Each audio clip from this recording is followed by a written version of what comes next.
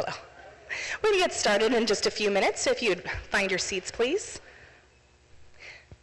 Thank you all so much for being here. My name is Amanda Mendez. I'm the publisher and owner of Howell County News.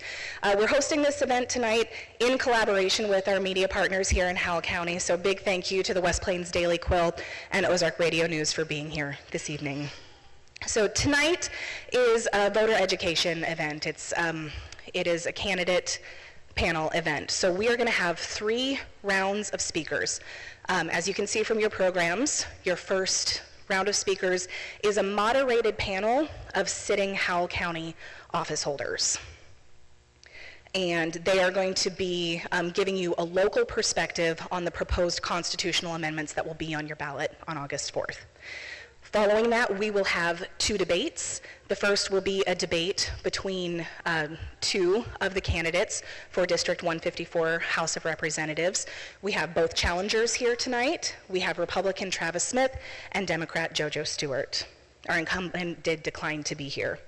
And then our capstone event of the night, after a short intermission, will be a debate among your 4 candidates for Howell County Associated Circuit Judge. So you should have all seen walking in our lovely assistants handing out postcards for question submitting processes. So we cannot accept questions for the judge candidates this evening. The ethical rules prohibit them from commenting on anything that might come before them on the bench. So all of the questions that we have for the judges have been very carefully vetted by a committee of community journalists and submitted in advance tonight. But if you do have a question for our state representative candidates, we are going to be collecting those throughout the first panel discussion. And the way that you'll do that is you will write down your question on a card. Those submitted questions are going to be screened, and then we'll have the question answers read the questions themselves. You'll be passed the mic in accordance with the subject matter, because that's how we're doing that debate, is separated by subject. One other little piece of housekeeping is that we have prepared an exit poll with just 5 questions, so the 4 constitutional amendments that are going to be on your August 4th ballot, and then the question of your associate judges. And we're going to post those results on our website, so we'd love it if you'd participate. There is a newspaper covered box on your way out for submitting those exit polls, and of course, just like a real ballot, they're anonymous. So we are waiting for our final panelist to arrive, and he should be here shortly, but we're going to keep going. So Tony, if you'd all please rise for the national anthem.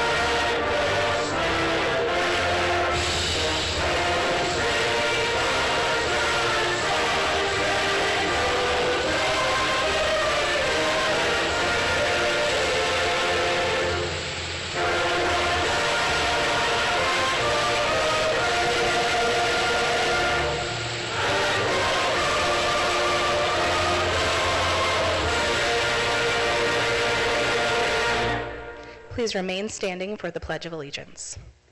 I pledge allegiance to the flag of the United States of America and to the republic for which it stands, one nation, under God, indivisible, with liberty and justice for all. With that, I'm going to invite Howell County Assessor Daniel Franks to offer the invocation. Please be seated.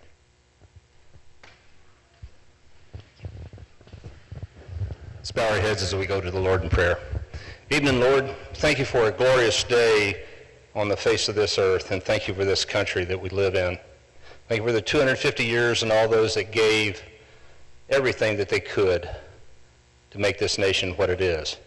Father, we come to you tonight looking for information, hoping to hear words that will inspire us and also help us make a decision. Father, we ask that you bless all those here and bless them, excuse me, through the rest of the year. Father, watch over all as we go home. These things we ask in Jesus' name. Amen. Thank you, Daniel. And if our Howell County office holders would ascend to the stage, please.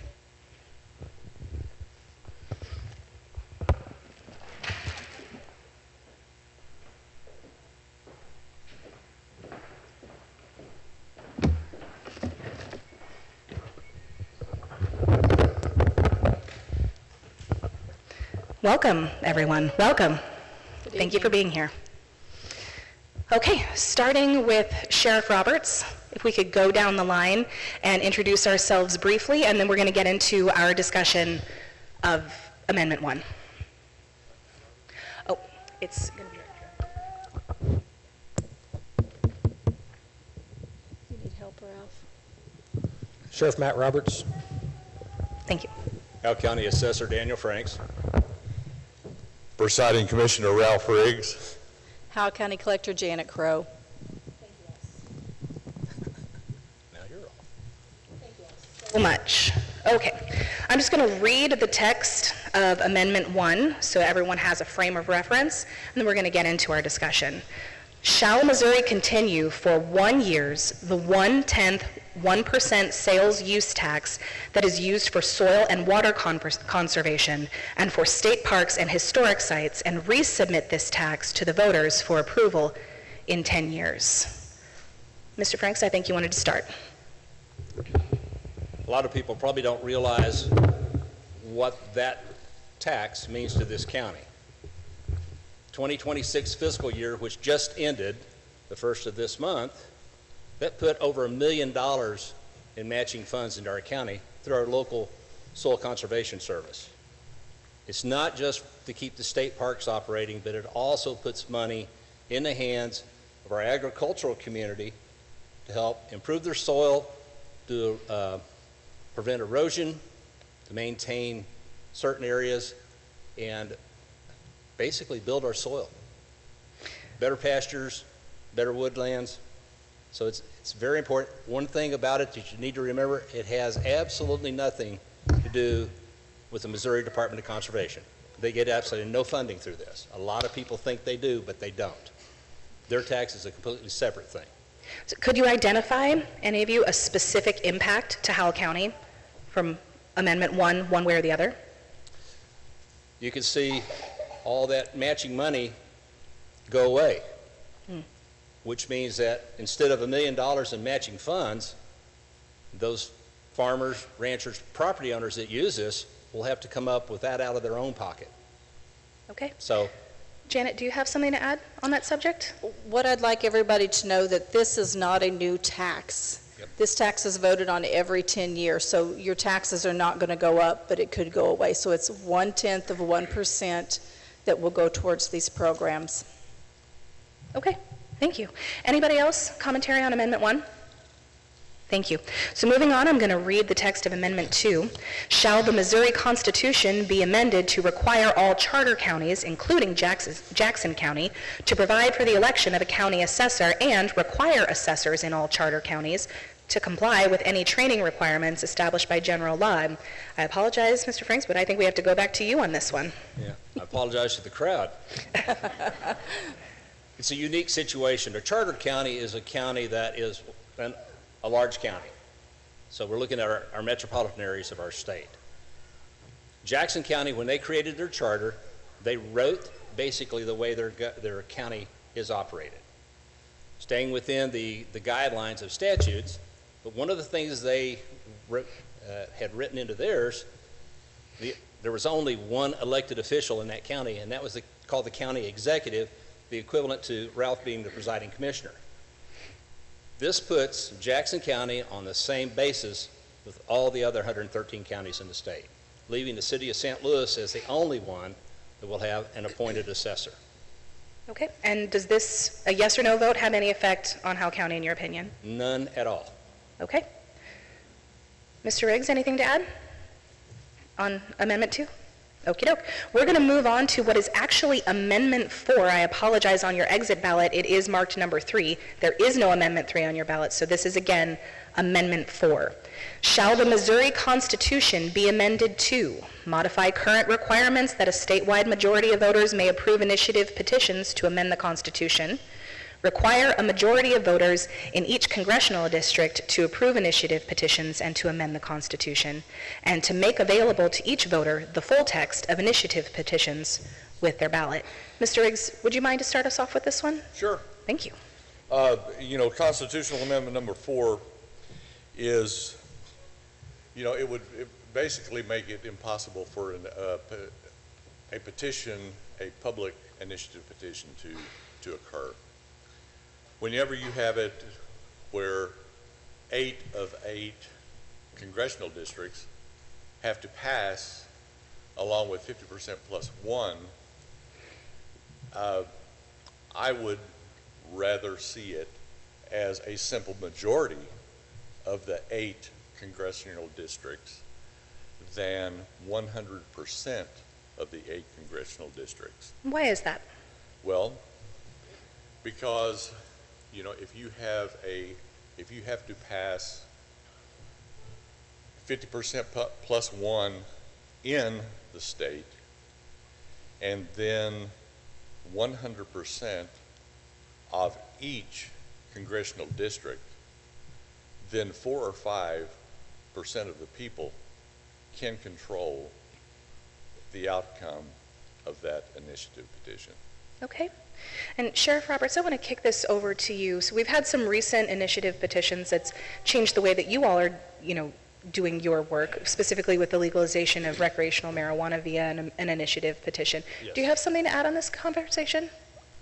Yes, in my opinion, from researching this, it seems that we're going from possibly too easy to amend our Constitution to much too difficult. So, like Presiding Commissioner Riggs, I believe that we should be looking at something more of a simple majority of the congressional districts rather than an absolute. Okay, thank you. And Mrs. Crow, what do you think a yes or no vote would have an effect on Howell County?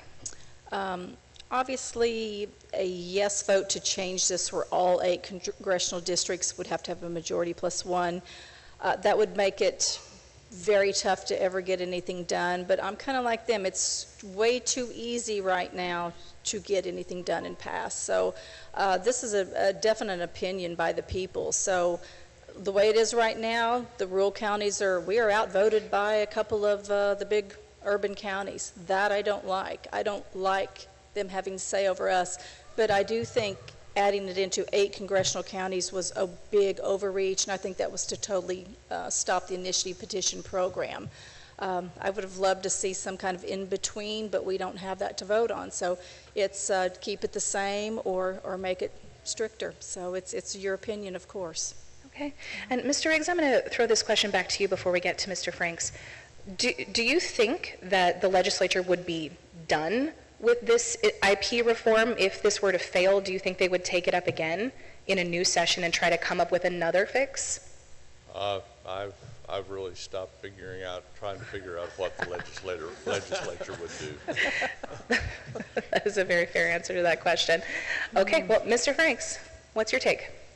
I would rather see the same type of restrictions, same type of coverage. That way they would all be treated equally if it applied to all congressional or constitutional issues. I think singling one out doesn't really look good. Doesn't seem fair, doesn't seem equitable.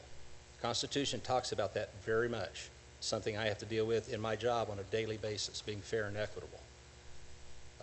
I think if the legislature wants to make it difficult to pass an initiative petition, constitutional amendment, I think they should do the same thing for the ones that they put forth. Okay. Thank you very much. Anything else on Amendment 4 before we move on to, I think, the one that we're going to spend the most time on? Man. Amendment 5. Okay. And again, on your exit poll, that is in error. It's marked Amendment 4, but we are talking about Amendment number 5. That's how it will appear on your ballot. Shall the Missouri Constitution be amended to require legislative phase-out of the individual state income tax based on revenue growth and authorize the expansion of sales and use taxes, curtail the constitutional limits on taxing goods and services, and require local tax rate cuts without reducing school funding if local sales tax revenue increases? Mr. Riggs, would you get us started? Sure. Thank you. I'd like to just tell a little story, if that's all right. Sure. My mother was, my dad passed away when I was 25 years old. My mom was 54 years old. From the time she was 54 years old till the time she died in 2006, I took over her financial dealings. I filed her income taxes until she passed away. In those years, she never made enough to pay any state income tax. It was already, she didn't pay any. So, I mean, my dad was she didn't receive a lot of Social Security. She had to have help, from the family. And I could see it where if you did away with the income tax and expanded the sales tax to other things such as services. So when my mom, she didn't drive a new car, she drove an older car. Whenever she had car repairs, is this going to be expanded to labor on mechanic work? When she needed a plumber, is it going to be expanded to that? Sure. The thing is, we don't know. Right. And Janet, could you get into a little bit why we're asking these questions? I mean, why are the unknowns inherent? That's the problem with this legislation. There's too many unknowns. They did not specify where these taxes would be shifted to, and I think that's a real problem for everybody that's having to vote on these. So, of course, the pros, they say, will make us more competitive. And I believe it does depend on where you're at in life. If I have a big salary, maybe take away my Missouri tax. But if I'm a person on limited income, but everybody would get taxed, more than likely, we don't know is the problem with it. You would probably get more of a sales tax, be it on labor items. The problem here is there's too many unknowns with the way this was written, and I am just not sure that I want to put the control and the power to our current legislation to make those decisions. Okay. And Mr. Franks, what kind of entities would be affected? What kind of our local entities? Are we talking school districts, volunteer fire departments? With the reduction in property tax, and that's one of the things the bill speaks to, it's only going to affect the property tax rates of the cities and the county. That's it. Schools are held harmless in this. They won't be touched. The only other one that would be touched in this county would be South Howell County Ambulance, because they are funded by a sales and use tax. Who knows how they're going to expand it? They don't. As Janet said, there's no plan. They want 5 years to discover this, and if you've watched them for the past 5 years, they haven't discovered much except how to get out of Dodge in a hurry. Okay. Okay. The unknown is what bothers me the most. Okay. One of the gentlemen that works in my office, he sat down and took his and his wife's paychecks, looked at how much that's withheld every month for Missouri's income tax, then looked at some receipts, and they figured very quickly that they're much better off paying state income tax. Interesting. Well, and Sheriff Roberts, do you have any thoughts on how shifting tax revenues would affect the kind of services that your department offers to the public? Well, as the others have said, we don't know. Throughout the text of this bill, it talks about a rollback in local taxes to maintain revenue neutrality. So that could possibly curtail any growth that we see at the sheriff's office as the economy or as more dollars are spent in the areas. So For me, that's a big concern, you know. We don't know, and we're putting our faith. Let's maybe just wait for the train to pass. Sorry. It's always a train, at least once. Yep. Okay. All right. Please go ahead. One of the other things that hasn't been mentioned yet is we're putting our faith Never fails. in the hands of legislator that we've not yet elected. You know, this is phased in over several years. You know, 5 years from now, it will not be anywhere close to the same legislative body that we have now. So Yeah. to me, the unknowns are the concern, and we should strongly consider that. You should strongly consider it. Okay. Mr. Riggs, anything else to add on Amendment 5? The only thing I'd add is you've heard of the term, let's pass it and then figure it out. Yeah. Yeah. Yeah. Just Okay. leave it with that. We're just going to leave it with that. Mr. Franks, anything else to add on Amendment How 5? can you follow that? I don't know. Yeah. I mean, that was pithy. As with anything, the biggest thing I would like to add, please show up at the polls and take a friend. Yep. Yeah. This is a phenomenal right that we have, and we need to make sure we exercise it every time we have that right. Okay, wonderful. Well, and this is an election year for you all, but all of you are running unopposed, but I did promise you each 2 minutes for whatever is on your mind. Sheriff Roberts, would you like to get started? I'm not running for election, so I'll cede my time to the other three. Oh, that's right. You're not. And I'm not running either. Okay. Okay. And do you have yield 2 my minutes? time. Yield your time. Would you like 4 minutes, Mr. Riggs? I am running for re-election. Okay. I am unopposed, Yes. and I don't know, does anybody have any? We'll take questions at the end. I just wanted to We'll give you take guys an questions at the opportunity to end? do some Okay. closing thoughts. All right, and if there's not a question that I want to address, I'll address it. Okay. What a cop-out, right? I mean, Okay. no. I would just like to say that the last 4 years have absolutely been a pleasure for me. I am pleased to be running again. If I loved the job, I was going to run again, and I do love the job. I appreciate getting to work for all of you, and you're always welcome in my office to air your concerns, or if you have any questions on anything, just please let us know. We have a great working relationship, and I think that's something I'm very proud of. We get together. One of the things Ralph himself got going was we do have a monthly elected officials meeting. Very proud of how that turns out. We can get on the same page. We're not like individual offices working against each other at this time anymore. I feel like that we have come a long way, and I'm proud to call these guys my little cohorts in the building, or whatever you'd call us, but yeah, Wonderful. I love the job, so thank you all for putting me in office. And I appreciate your vote August 4th and in November. Thank you. Okay, at this time, we do have time for 1 or 2 questions, if you have questions for our county office holders on the amendments.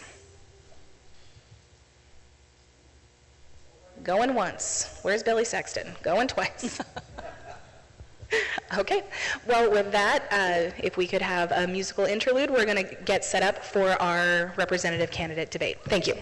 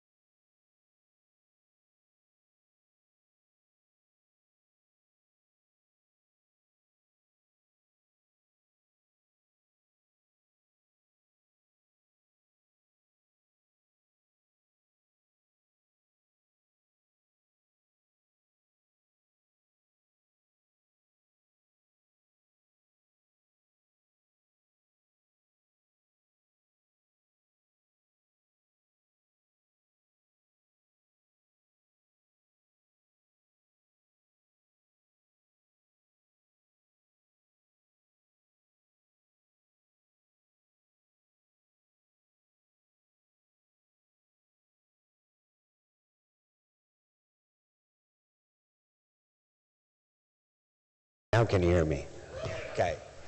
Good evening. Thank you all for being here. I really appreciate and respect the fact that we live in a republic and people come out and ask questions and want to find out what's going on.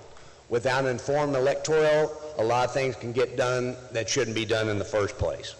My name's Travis Smith. I'm a former state representative, small business person, track coach, and basically a public servant for almost all my life. As a state representative, one of the things I really tried to do more than anything else is establish relationships. I think it's important that you make phone calls back home, you ask your elected officials and your constituents what's important, and you have an open communication with them. I fought for rural Missouri every single day that I was in Jeff City.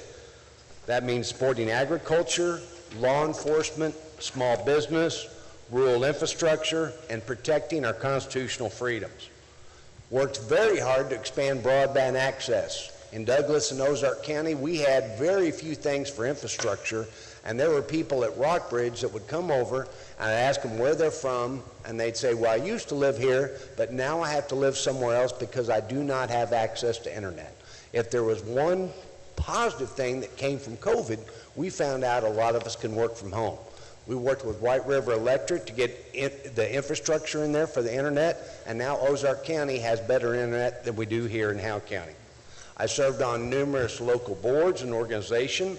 In 2001, I was honored to be Missouri Chamber's Freshman Legislature of the Year, and then even greater, in 2003, R7 Schools gave us the title of West Plains Alumni of the Year. I was really proud of that. And I'm running this race because it's about results and not politics. I'm unapologetically pro-Constitution, 100% for our First and Second Amendment, and 100% for pro-life. I will always defend our God-given rights and the sanctity of innocent human life. And if elected, I promise to bring the same work ethic, accessibility, and service leadership that I've demonstrated throughout my life. That's my introduction, and I'd appreciate your vote on August the 4th. Thank you. Thank you. All right, Mrs. Stewart, you have 3 minutes. All right. Can you guys hear me? Can you get the mic closer to your mouth? Okay. You should be able to remove it even if you... Nope. There we go. Sorry. That's okay. Take your time. You should be comfortable. Hi, I'm JoJo Stewart. I have lived in Howell County this area really, my entire life. I am a rural organizer, at grassroots levels. I have done a lot of different things with different advocacy groups, especially concerning legislation over different areas like trying to keep funding for our public education. But my most important title is the fact that I am a mom, and I do mom things to try to raise productive individuals for this community. I'm running because when you look down Main Street, what do you see? A lot of empty buildings. And that's because we've been left behind for the past 20, 25 years through state legislations. It's not that folks here don't try, but they certainly are not getting any helping hands from Jeff City. So we need to change that. There's a lot of things we need to change, and it starts right here at home. Okay. I'm short, so. There you go. There we go. Can you guys hear me a little better? Okay, I'm sorry. I'm like a hobbit size, so. So that is why I am running, because our communities are so intertwined that it takes all of us to come together and say, hey, we need to come to the table and bring these things to heed, addressing our infrastructure, our public schools, getting health care access, especially mental health care access. That's a big issue right now here. The housing crisis. And I think we can sit down and come to the table and do that. But we've got to have somebody up in Jeff City that's willing to do that. And so I decided to run for the seat. Thank you. Thank you. Okay, so we're going to move into governance/proposed amendment questions, and our first question is going to come from an audience member from West Plains, Jeremiah Johnson. Would you read your question, please? Raise your hand, I'll come to you. He's at church. Okay. Okay, candidates, I had promised that these questions would be asked by the question asker in person. Are you okay with me reading this question aloud from Jeremiah Johnson? Yeah. Okay. And Mr. Smith, you're going to have the first answer. Question, why did you vote yes to raise fuel taxes in 2021? 1 minute. 1 minute, did you say? Yes, sir. Good question. Living in Ozark County and Douglas County, we had terrible infrastructure. Our budget here in Howell County is $33 million. In Ozark County, it was $4 million. One of the things that sold me the most on that was those monies went to the city and county before it went to the state. That brought in an additional $600,000 in Ozark County, basically effectively giving them 15% more of their budget. Commissioner Riggs even made the good point here that it's brought in almost $1 million. It was great for infrastructure. Missouri had the lowest gas tax in the nation, and unlike other states, MoDOT is also has to take care of the lettered roads.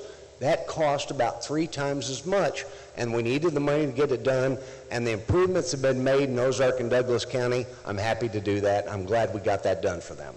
Thank you very much. You're Mrs. Stewart, do you have a rebuttal thoughts to offer on that vote? The people of Missouri voted that down. Whether we need it or not, that really wasn't the question. The question should have been, why does anybody vote against the will of the people? And it was widely turned down statewide. So I think that is something to consider too, that signals to us as citizens that our lawmakers aren't listening when we come to the ballot box when they bring us up a proposed question. Okay, thank you. And we are going to move into one of our prepared questions. Mrs. Stewart, you will have first answer of this question. And this is from multiple people submitted it, but the first two to do so were Keith Wallace and Tim Redburn of West Plains. How will each of the candidates vote on the proposed amendments, specifically Amendment 5? I'm kind of along the same lines as our county folks here. One, definitely, not just for our public lands, but for our farmlands too. That helps them. It's not a new tax, it's a renewal. We paid it forever, so it's not that big of a deal. I leave it up to dealer's choice, but that's me personally. 2 is no, it has absolutely nothing to do with Howell County, and charter counties have their own, that's kind of the point of the charter county is they have like their own form of a constitution. I don't understand why they can't go and amend that instead of putting that off on the state. That's how I feel about that, so my answer is no. Amendment 4 is definitely no, because my questions to you all is, why do you want to concede power to lawmakers? Your civic power and influence to lawmakers. And by voting yes with this. There Mrs. is Stewart, that is your time. I apologize. Sorry. Okay. Mr. Smith? Yes to 1 and 2. On number 4, I'd certainly think it's very easy right now to change our state constitution. Too easy. I've had some people make the comment, if it has to pass in all 8 congressional districts, we do run the risk of later on one congressional district, particularly St. Louis, ruling no when we all say yes. So that's something we're going to look at this time around, and maybe if we do this again, make it 5 of the 8 congressional districts. With number 5, I just basically tell people, unless you pay $10,000 or more to the state of Missouri in income taxes, vote no, because you're going to end up paying more. Okay, thank you very much. And our next question is submitted from an audience member. Kevin Faulkner, would you read your question aloud, please?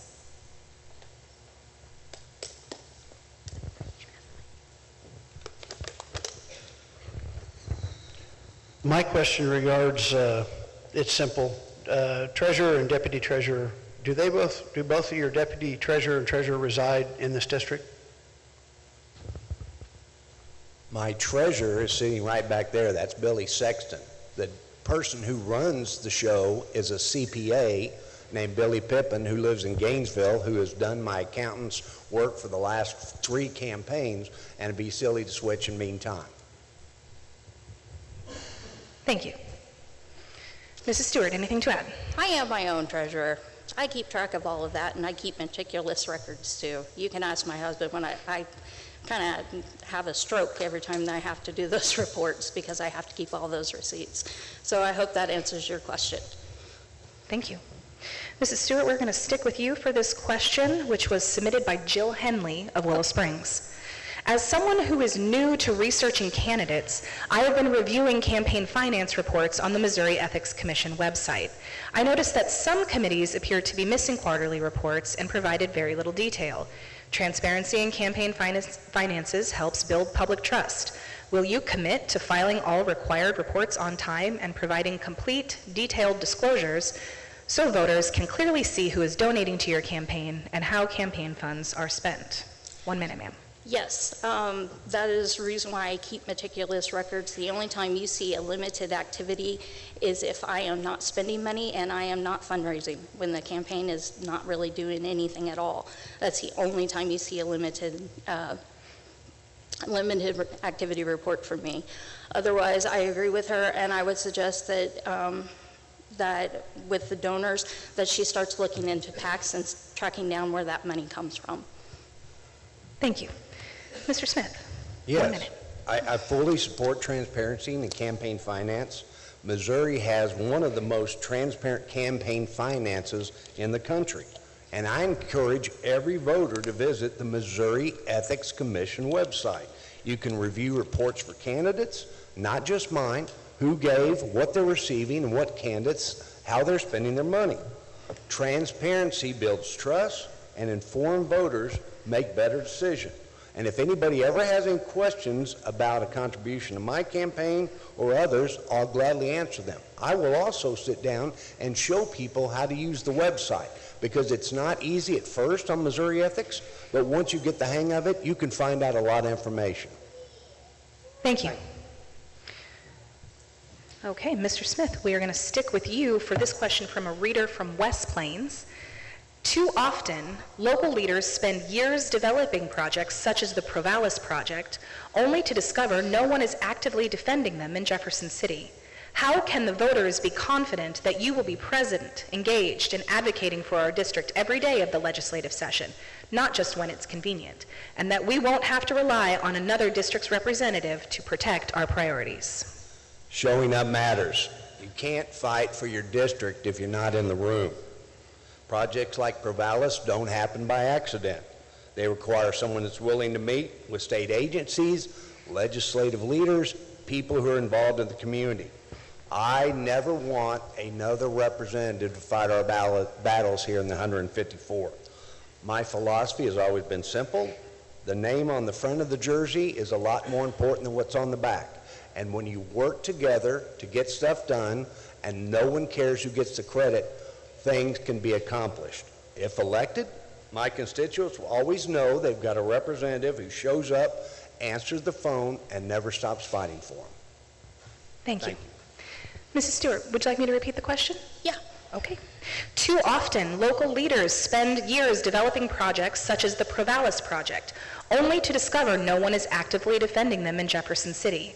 How can the voters be confident that you will be present, engaged, and advocating for our district every day of the legislative session, not just when it's convenient, and that we won't have to rely on another district's representative to protect our priorities? Though that's part of a lawmaker's job is actually to advocate for your district, and that it means sitting down at the table, even, going across the aisles and building alliances so you can bring in that job and the jobs in. And I'm not really understanding why that's not happening in Jeff City, but if elected, that is something I would definitely do because we need that here. Thank you. Okay, for question number 6, we are going to read the question submitted by Martine Long of Mountain View. And we're going to start with you, Mrs. Stewart. We, the people, are stretched and require not only no new taxes, but a decrease in taxes paid. What will you do to reduce the state budget and reduce our tax burden? Representative Mark Boyko from St. Louis, I believe, he actually had a progressive tax reform, and it would have lowered our taxes, but I think it died in Moleg, where most good things do. And it would have cut back on the working class having tax, it was more income based on your tax cuts. So it was a really good plan, and that is something I would definitely look back into because it would help a lot of people here. Because I'm gonna be honest, we are paying too high in taxes, and we're also not spending the money where it should be. And the state definitely has a spending problem, and I'll agree with any Republican on that, because we're putting it in places where it shouldn't be, like giving our tax dollars to millionaires and billionaires. So that is something I think we can definitely go back and look at. Thank you. Mr. Smith, would you like me to read the question again? I'm good. Okay. Thank you. Basically, as Missourians, we don't have a revenue problem. Government has a spending problem. My goal is simple: keep more of your hard-earned money in your pocket. We need to conduct regular reviews of state programs which eliminate waste, duplication, and unnecessary bureaucracy before asking taxpayers for more money. We must prioritize government responsibilities that include public safety, infrastructure, education, and protecting our most vulnerable citizens. But we need to eliminate lower priority spending. Growing Missouri's economy is one of the best ways to reduce the tax burden. More jobs, more businesses, and a stronger workforce increases revenue without raising taxes. As a business owner, I've always believed government should live within its means. My commitment is straightforward: fight for responsible spending and look for opportunities to return more money back to you. Thank you. Thank you, Mr. Smith. And we are going to stick with you for this next question. We're also going to switch topics to data centers and technology, which was probably the most often submitted question. But the first question submitted was from Magdalena Brown, and it goes as such. My only concern as Gen Z is data centers. Everyone my age or older does not want AI to take over our country or county or any other. How do you support AI, and where is your stance with it? Before we make any vote, we need to know our earth and future is not impacted by big tech data centers that cause so many effects to us, our children, and our lands. 1 minute. AI is a tool. It's like the internet or electricity. It can be used for tremendous good or misused. I do support using AI to improve healthcare, education, agriculture, and manufacturing and government efficiency. But my position on data centers has always been consistent. I do not support large-scale data centers here in the Ozarks.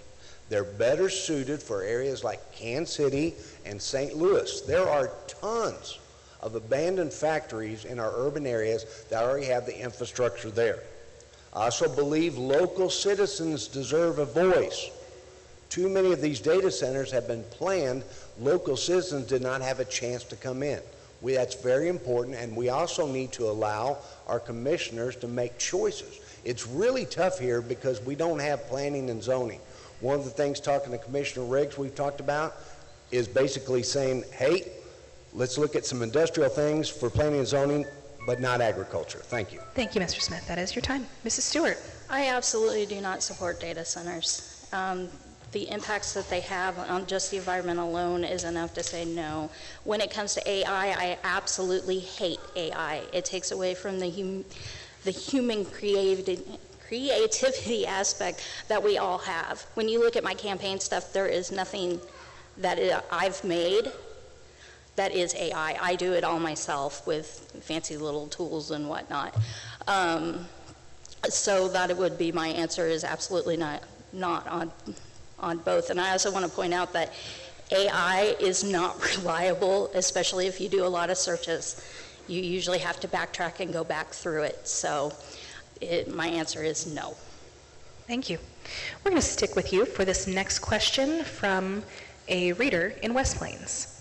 How can Missouri improve broadband access without placing unnecessary burdens on taxpayers? Well, some of that burden, and I'm going to use Brightspeed as an example. I don't have the fiber net that they have at home. All I can get is a copper wire. Do you know they charge a subcharge of a tax for us to pay for their property taxes in this county if you don't have their fiber. That's quite something. It's a predatory service. But to answer the question, to be more precise, there's already money allotted for internet. I'm not really sure why our community isn't tapping into that, but I think that is something we definitely could do. Thank you. Mr. Smith, 1 minute. Broadband is no longer a luxury, it's something we have to have. During my time in the Missouri House, one of the things we did was work with White River Electric to get broadband to our area in Ozark and Douglas County. I think we also need to embrace new technologies, Starlink, other low Earth orbit systems. I see it all the time when I'm knocking on doors. It has made a huge change in how people get broadband. And expanding broadband doesn't mean we have to sacrifice the way we have our rural way of life and bring large-scale data centers to the Ozarks. My goal is basically simple: connect rural Missouri to the opportunities tomorrow without having taxpayers have to foot the bill. Thank you. All right, we're going to switch topics again, this time to social issues, which is the most frequently submitted topic here this evening. And we're going to kick it off with a question from Bill Stone.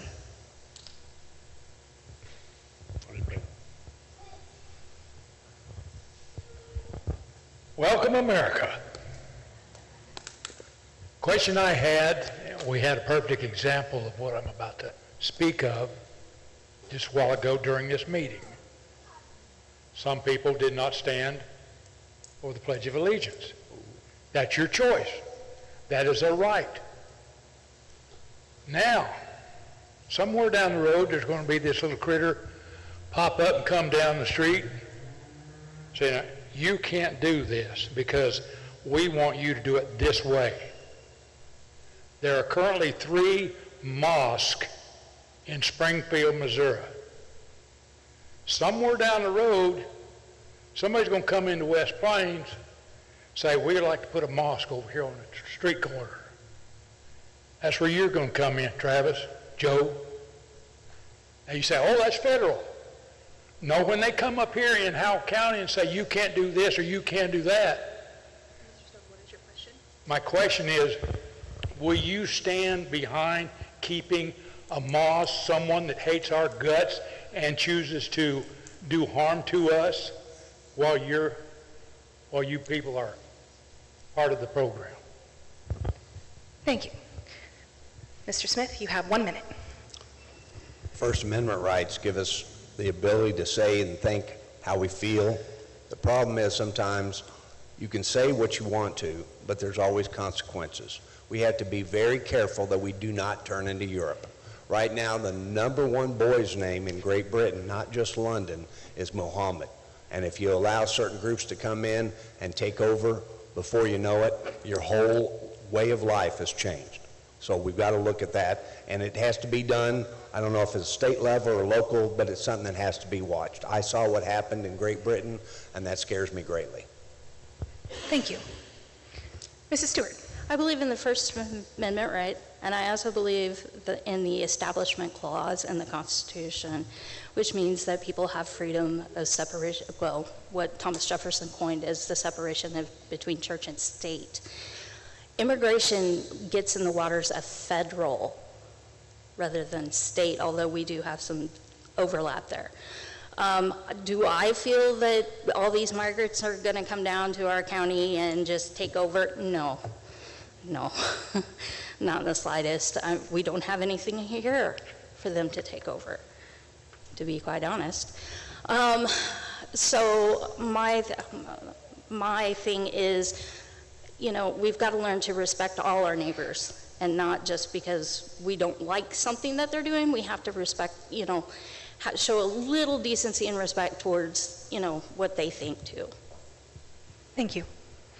The next question is also a social issues question submitted by Teresa White, who is here tonight.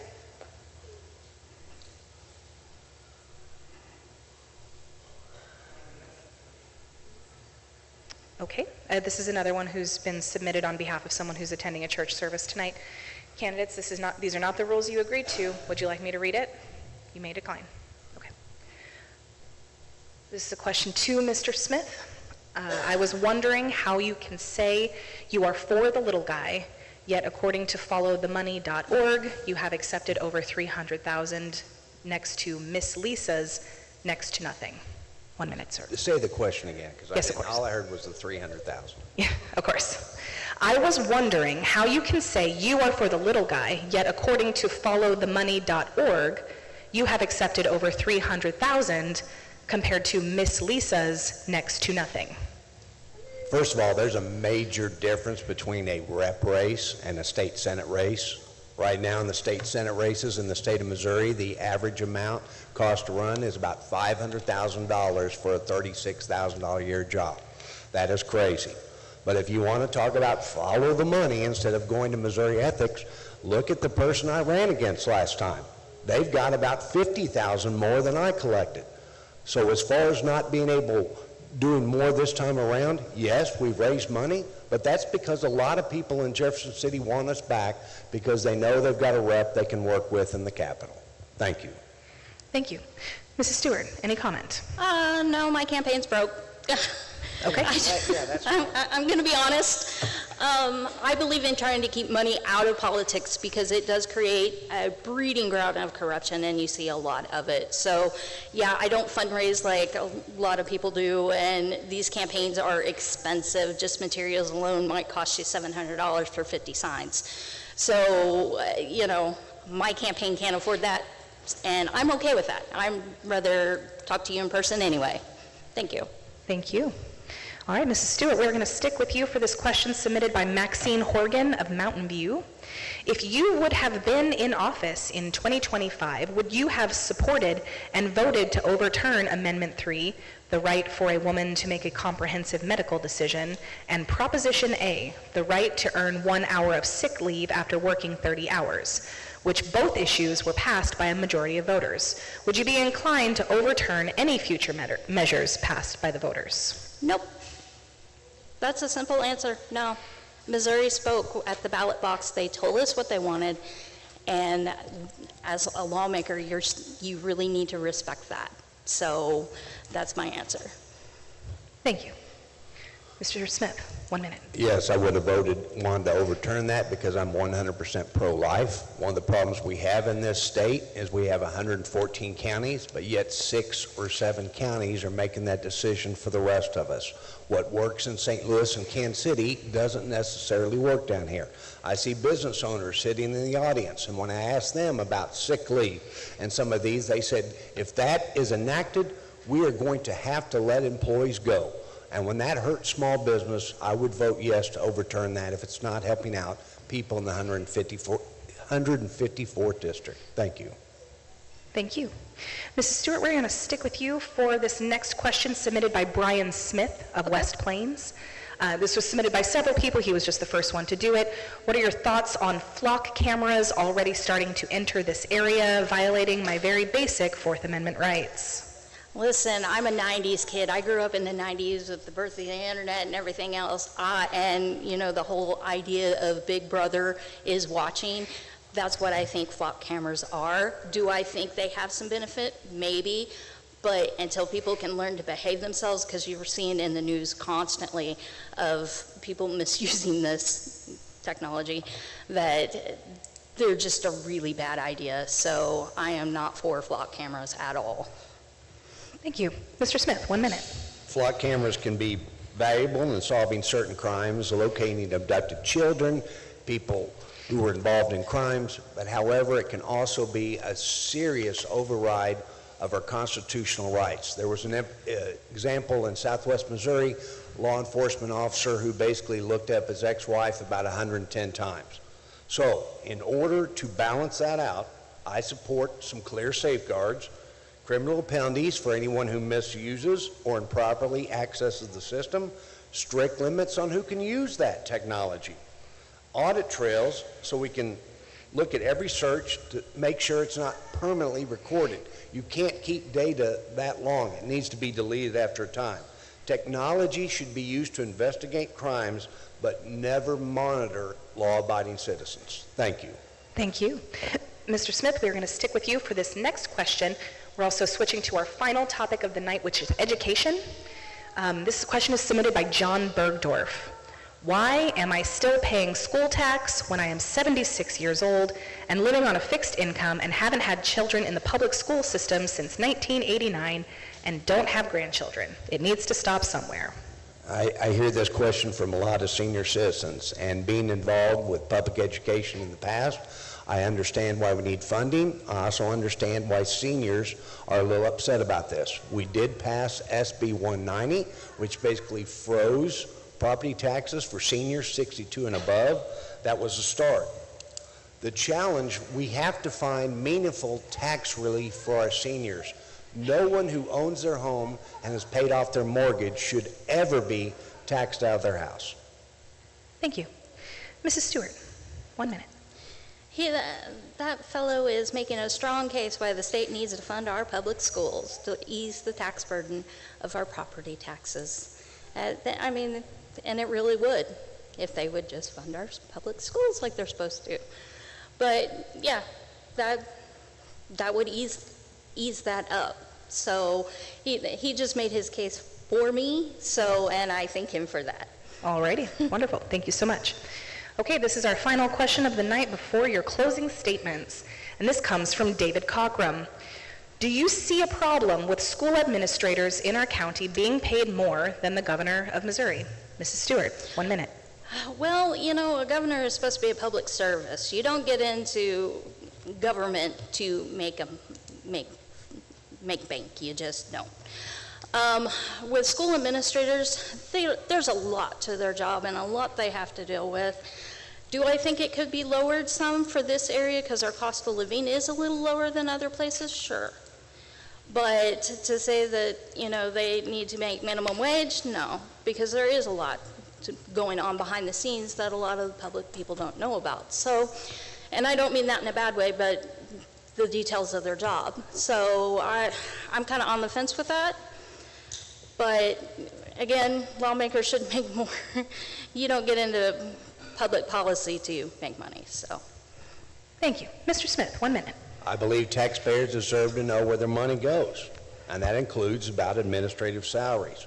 But I don't think it's about just criticizing any one superintendent. My priority is to make sure that education dollars are used as effectively as possible.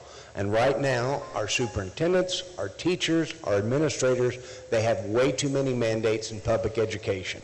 We need to get rid of those things, let teachers teach, and let administrators do their job. It's that simple. Thank you. Thank you. All right, Mrs. Stewart, it is up to you for your closing statement. Ma'am, you have 2 minutes. All right, well, thank you all for coming.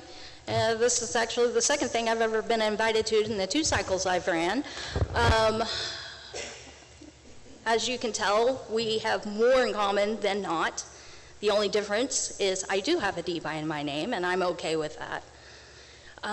Because, well, the other part, it gets a little crazy sometimes, especially if you've watched for the MOLEG for the past 6 years.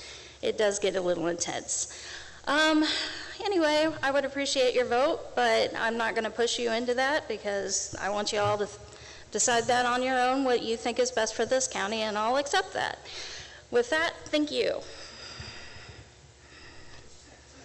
Thank you. I've done a lot of things in my life. I've been a businessman, I've been a coach, and I was pretty good at both of those. But the thing I loved the most and the thing I did best was taking care of my constituents. This job is basically a customer service rep job for the state of Missouri. Right now, they're trying to get too automated. You're on the phone for 30 minutes. I always told my constituents, all you have to do is call and we'll help you take care of it. A lot of times I could take a walk right across the administrative building in the Truman. There'd be a pile on the desk. I could say, can I help constituent A, B, and C with this? And we get it taken done. We have far too many people in this state and country who feel like their voice doesn't matter anymore. I want to be your representative, so you've got someone in Jeff City that you know is going to be there when you make the call. And that's why I'd appreciate your vote on August the 4th. Thank you. Thank you. All right, and that concludes our state representative debate. We have a round of applause for the candidates. Thank you so much.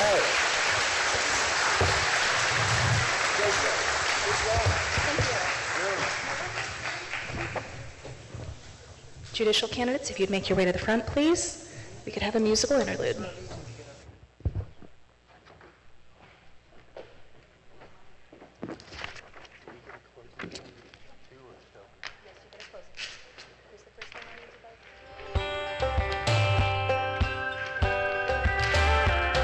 There's a story that my daddy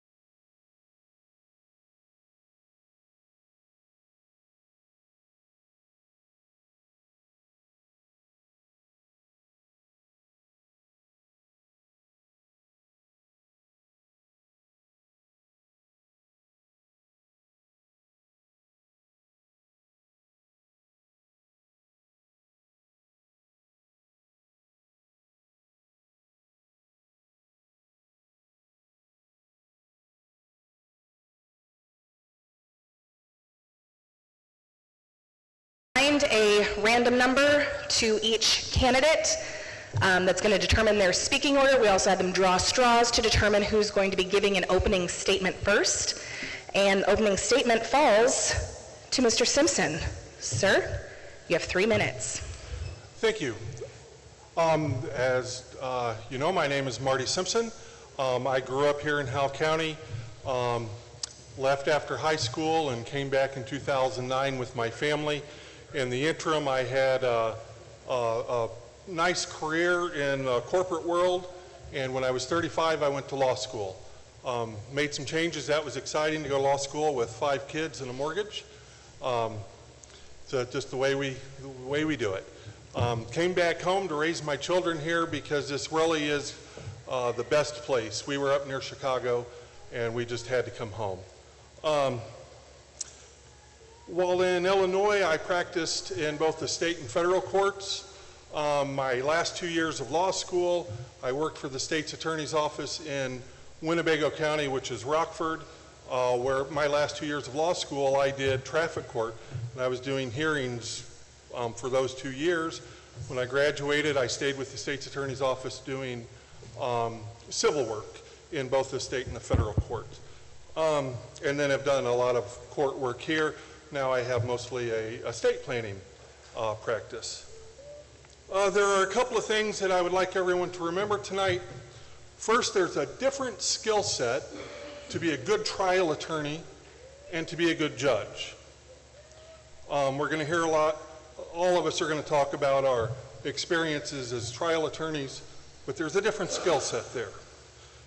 And the second is I'm running for judge. I'm not running for prosecuting attorney. I think we'll hear a lot of statements that would be very good for the prosecuting attorney's office. I want you to keep that in mind as well, the different skill set.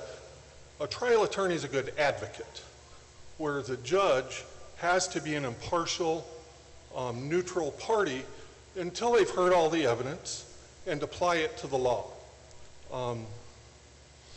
I look forward to serving the people of Howell County. I enjoy public service. I truly believe that when you are serving other people, that really is the best way to serve God. And that's something that in my life I try very hard to do, to serve God and to serve my family and my community. Thank you. Thank you. All right, Mr. Beard, you're next. 3 minutes, sir. My name is Lyndall Beard. Originally, a long time ago, I was from this far, far away land that I viewed as just a horrible bastion place. It was called Arkansas, and I like to say I'm from there. It was totally Democratic. I am unapologetically Republican, and there's a state senator that covers for this area. He refers this part of the Ozarks as God's country, and I agree with that 100%. I went to school in St. Louis at Washington University, a very good private university, but my background was very impoverished, hard work, and through a public education. That gave me context with real people. It gave me a viewpoint, a world viewpoint that was a little different, and I have been blessed. I've been blessed with 4 wonderful children, various strengths and weaknesses, and I've traveled throughout the world. But at the end of the day, despite having the opportunities to leave, to travel away, pursue other business interests, I always came back to Howell County. This is home for me. Not because I was born here, this is my choice. From anywhere and everywhere in the world, it's Howell County. Mr. Simpson's made a reference as to what it takes to sit there to be a judge and an advocate. It takes life experience, it takes wisdom, it takes discernment. It takes applying core principles, not just of seeing what's in the short run, what's in the long run. As an associate judge, we apply the law. We don't make law. Generally, we follow the law that is there. But as a judge, you serve important roles as a fact finder. And a judge, there are many gray areas that can arise for sentencing and for guidelines and issuing judgments. And that's where common sense, that's where connection with community, that's where reality comes in, so that people feel that they have been heard, so that people feel that there is integrity, so people can be dealt with respectfully. All of that comes from the bench. As an attorney in courtrooms, I have been cussed at, I've been yelled at, I have been pressured, and I've never backed out. I've never wavered. As an attorney that has had a lot of business interest, I have been offered bribes, I have been threatened, I've been cajoled, and I never backed up. And I will not as a judge. I don't put up with that crap that comes in. I answer to God, God alone, and I walk my own beaten path. A good friend calls me a little bit of an odd duck because I think differently. And I take that as a mark of compliment, and I am grateful for that because I am an odd duck. But I'm an odd duck that believes in the individual. and I believe in Howell County. Thank you. Thank you. Mr. Hardman, 3 minutes, sir. Good evening. My name is Heath Hardman, and apparently I'm one of many choices you have for judge. So I'm going to tell you a little bit about myself. I'm a husband, I'm a father, I'm a grandfather. I'm a decorated United States Marine Corps combat veteran. I served nearly 11 years in the United States Marine Corps. During that time, I did 4 deployments, 2 in Iraq, 2 in Afghanistan. My family roots are here in Howell County in Willow Springs. My mom and dad both graduated from Willow Springs High School. They joined the Army right after high school, and I served in the military as well. Due to my military service, my parents' military service, I lived in various places throughout my childhood and life, but Willow Springs in particular was the place I always came back to. That's where the family farm is that's been in the family for generations. So this is home, and like Mr. Beard, I've lived a lot of places and had the opportunity to live anywhere I chose, but I did choose Howell County. Currently, I live in West Plains. And as an attorney, currently I'm the city prosecuting attorney for the city of West Plains. I just concluded about 4 years with the Howell County Prosecutor's Office as an assistant prosecuting attorney. Before that, I was in private practice, practicing in a wide variety of law.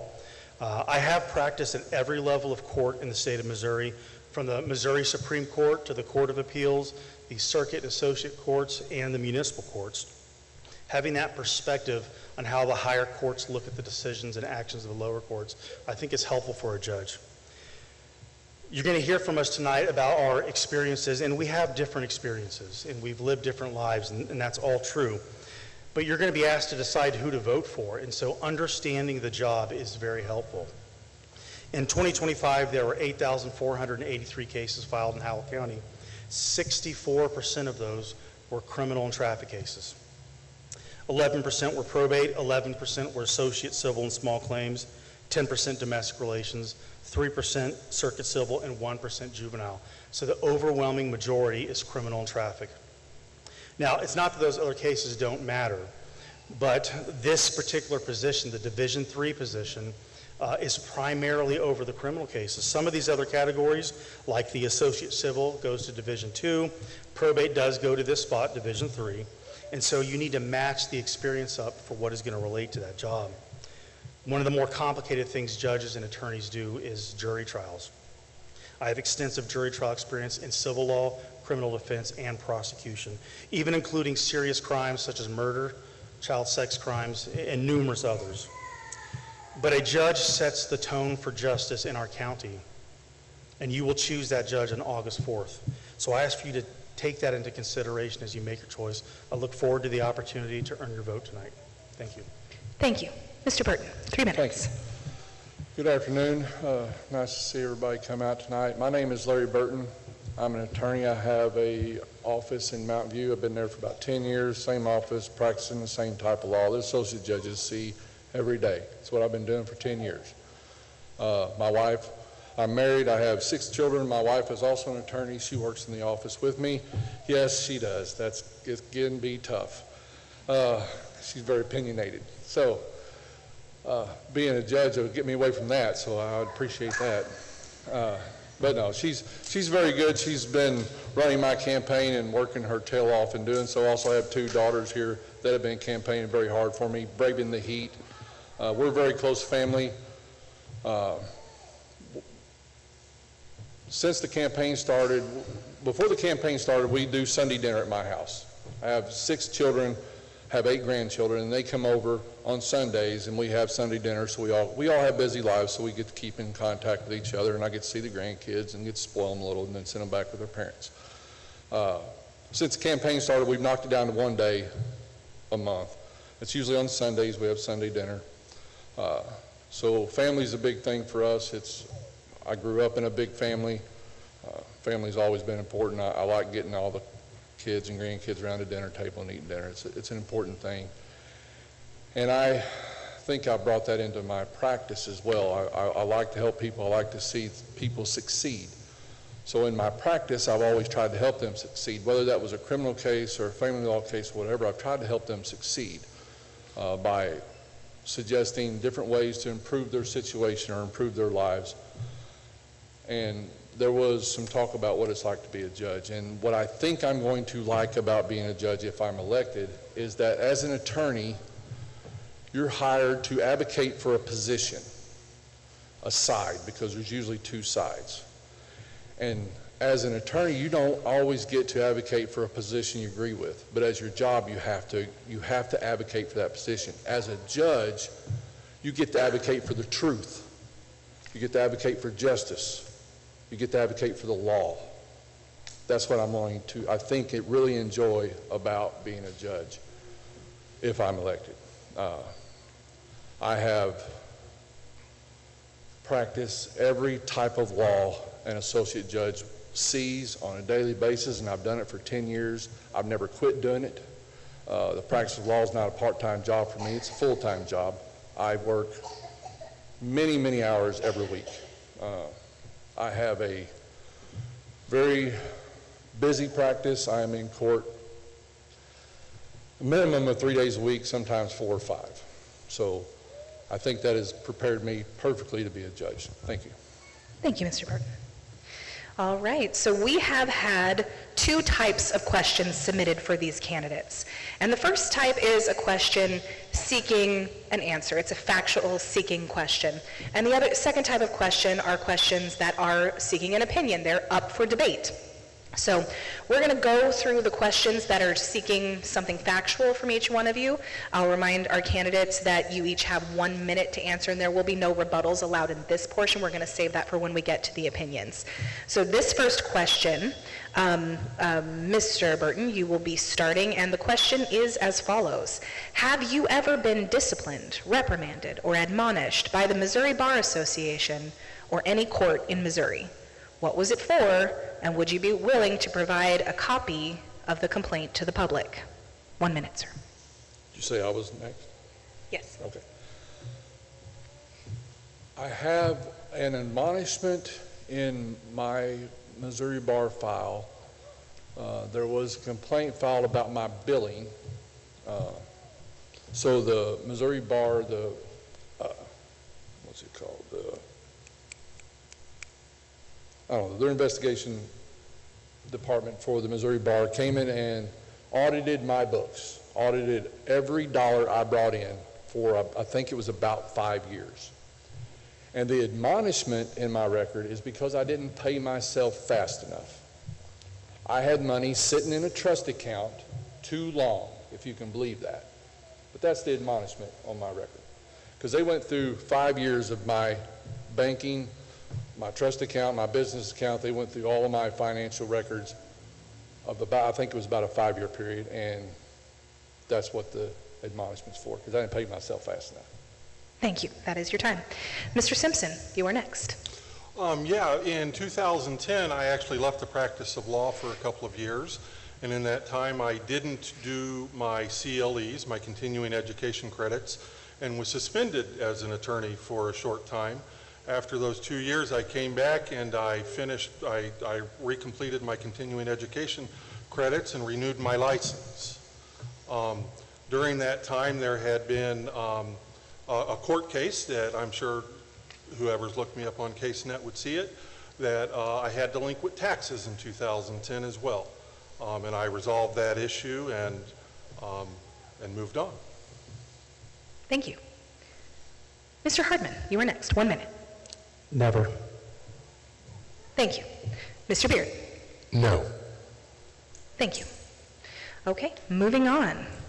Mr. Beard, you will have the first answer of this question, which is how do you identify, check, or manage your personal biases to ensure every person appearing before you is treated impartially? I'm sorry, there was one part I didn't hear. My personal what? Biases. Thank you. Mm-hmm. Under the canon of ethics that judges operate under, if you have a close relationship with someone, then you just simply recuse. That's it. The next is just a simple common sense approach that goes to say, if you're uncomfortable saying yes, you're uncomfortable saying no, you're uncomfortable awarding a monetary judgment against someone, then you simply recuse. It's no more complicated than that. People are entitled to be heard, to be respected, and dealt with fairly. You can't deal with people fairly if you feel uncomfortable in rendering a verdict one way or the other. And in a small community where you know lots of people, where you've been there for 32 years like I have been, those issues will arise. But those issues will arise with anyone in the community. Thank you. Thank you. Mr. Hardman? And can you repeat the question, please? Absolutely. How do you identify, check, or manage your personal biases to ensure every person appearing before you is treated impartially? So when it comes to personal bias, I think you just stay curious. Stay open-minded, don't rush to judgment. Wait to hear all the evidence, wait to hear both sides. Don't rush. As it pertains to bias, Mr. Beard, commented somewhat on issues of conflict of interest, so I'll touch on that too. If you have a known conflict of interest, you simply recuse. There are other judges that are available. It's a very simple thing to do, and I think by maintaining an open-minded approach and a willingness to hear from all sides, that's the step you take. Now, judges do have an affirmative duty not to unnecessarily recuse themselves, so you have to balance it. You don't want to just get off a case because, well, it's high conflict or it's high profile, and I'm going to have to make a hard call. So we shouldn't just willy-nilly recuse off of a case.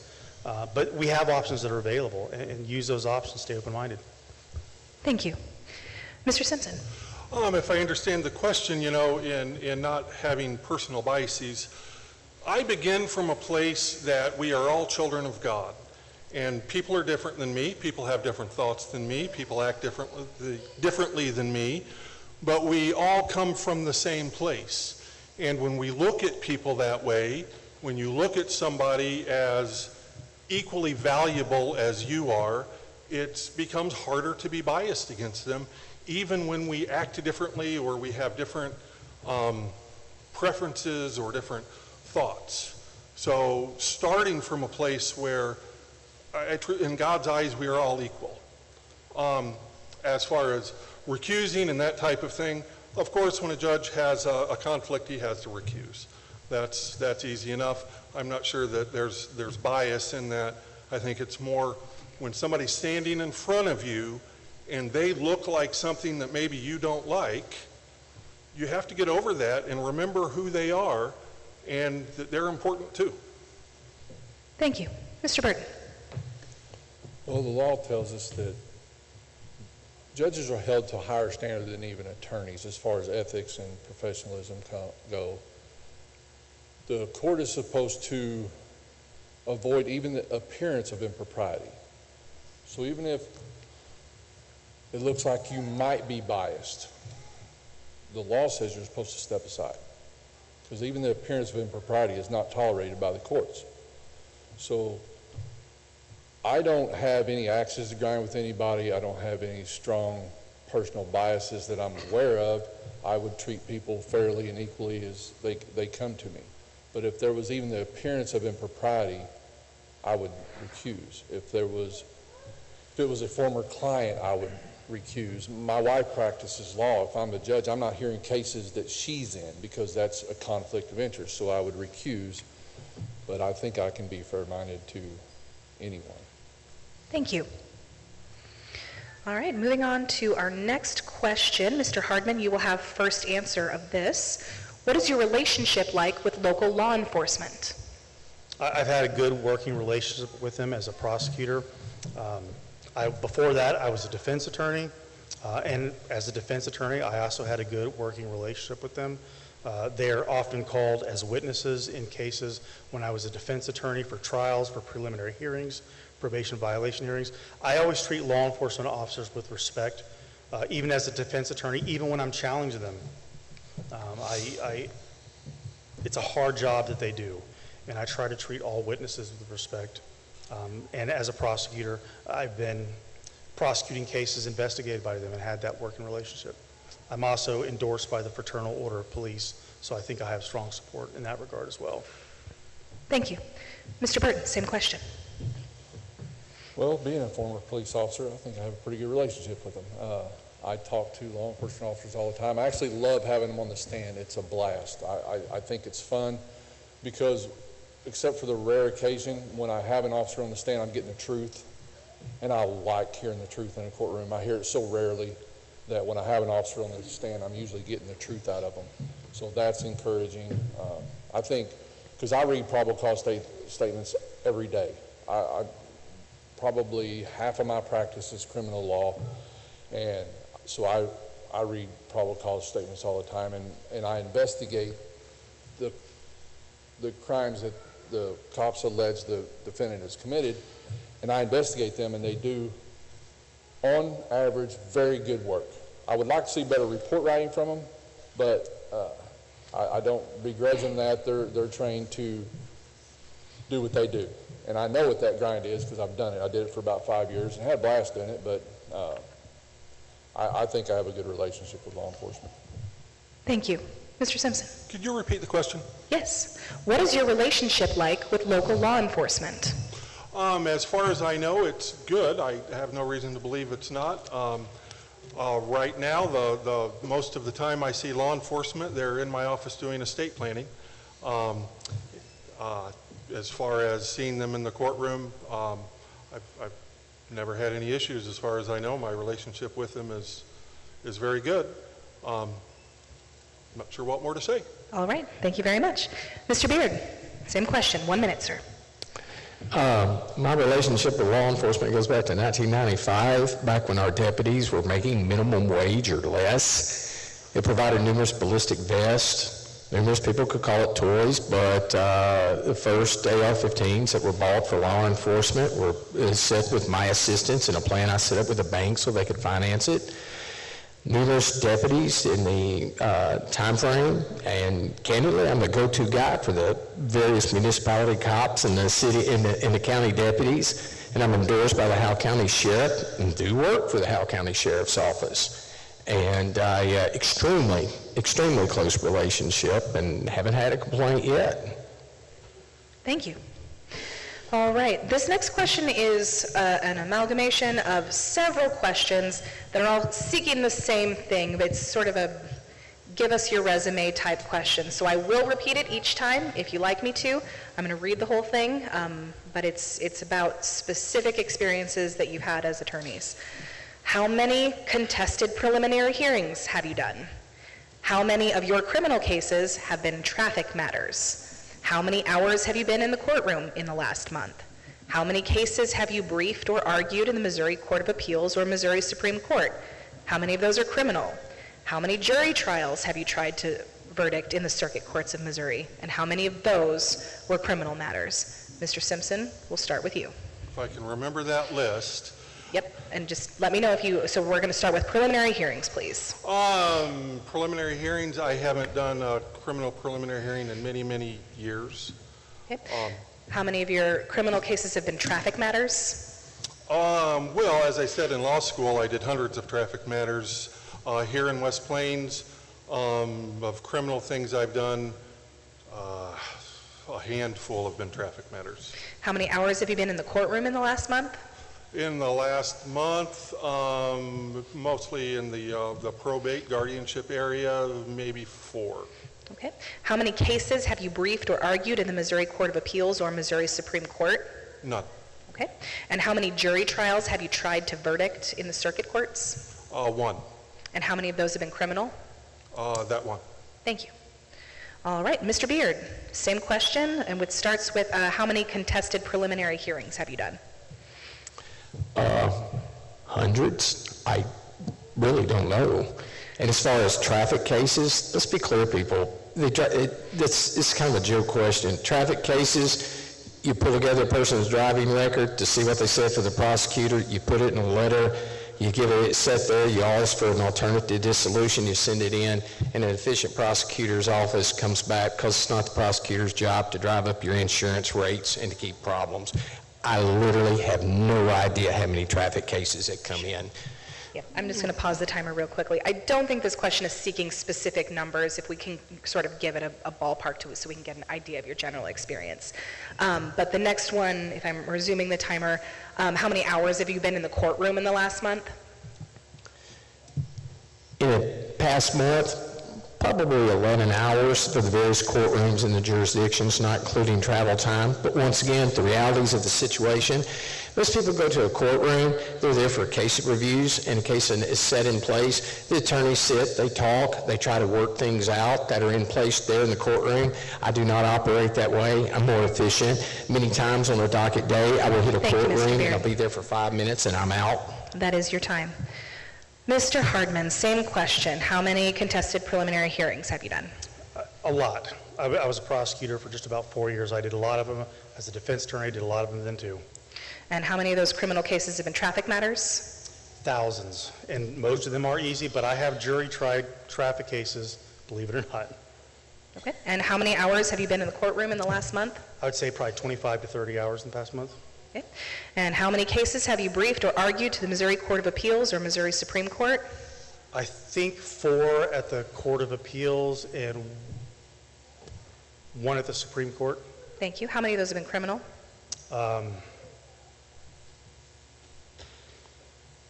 I think all my appeals were civil or writs of prohibition arising from criminal cases. And how many jury trials have you tried to verdict in the circuit courts? 22, 1 civil, 1 defense, and the rest criminal, ranging from murder to traffic tickets. Thank you. You have 4 seconds left, but I'm going to move on. Mr. Burton. Okay. Same question, starting with preliminary hearings, contested preliminary hearings. You're talking about ever? Yep. Probably in 10 years, maybe, it's a ballpark, maybe 100, 150. Thank you. How many of your criminal cases have been traffic matters? I typically run about 10 or 15 traffic matters per month, so do the math. Most of my stuff is felony related. Thank you. How many hours have you been in the courtroom in the last month? Anywhere from 100 to 120. And how many cases have you briefed or argued to the Missouri Court of Appeals or Missouri Supreme Court? I was sitting there thinking about that. I haven't filed any appeals. I was appealed once. We had to answer to it, but I don't think that answers your question. So I think the answer is none. Okay. And how many jury trials have you tried to verdict in the circuit courts? 3. Thank you. How many of those were criminal? All of them. Thank you. Okay, and with that, we are going to move on to the questions for debate. So at this time, I'm just going to remind the candidates that each of you have a pass sign at your podiums, and you can use those because it is truly up to your own judgment whether or not the questions that we're going to be debating cross that ethical threshold as a judicial candidate. Okay, and so first question for debate will be to Mr. Burton. And it is as follows. Is it true from your perspective that Howell County has a reputation for being a catch and release justice system? If so, where in your opinion is the point of failure and can it be improved? 2 minutes, sir. Well, I can't speak to what other people's opinions are. I could see how that would be I could see how that would seem to some people because the court system is overworked. We don't have enough judges in this circuit. There should be more judges. We don't have enough court time. We can't try all the cases. You could go into Judge Ray's docket on any day and there may be 200 cases on his docket. You can't try 200 cases in a year. And that's just one docket day.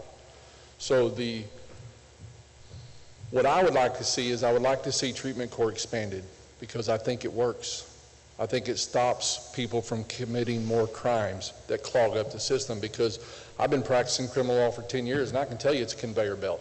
I see the same people last week that I seen 8 years ago because we're not addressing the problem. And the root of the problem is drugs mostly.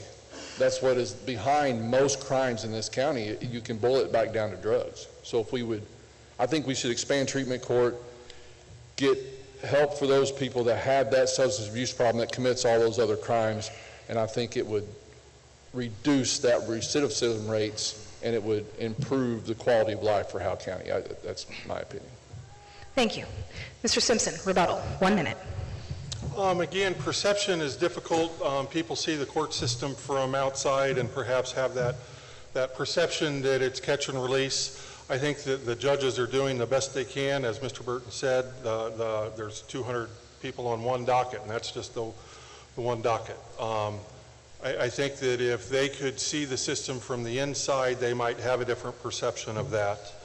I really think that the court systems are doing what they can to keep that from happening, and I agree that the reason there's so many there is it's more of a societal issue, whether it's drugs or whatever. That would be the best place to resolve those issues. But no, I don't think the judges are just letting people go just willy-nilly. Thank you. Mr. Hardman, rebuttal, 1 minute.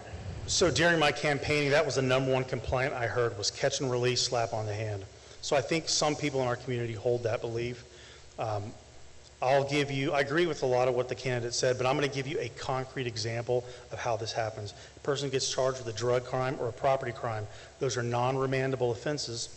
On average, you send that person to prison for 4 years. They're going to do a month to a month and a half per year. They're going to get credit for their time in Howell County Jail if they had any, and so they're right back out, and they're on parole, not probation. No one's supervising them. You do something like a sentencing pursuant to the 120-day statute, 559.115.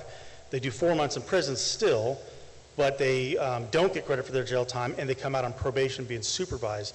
So what we have here is a set of tools with limitations.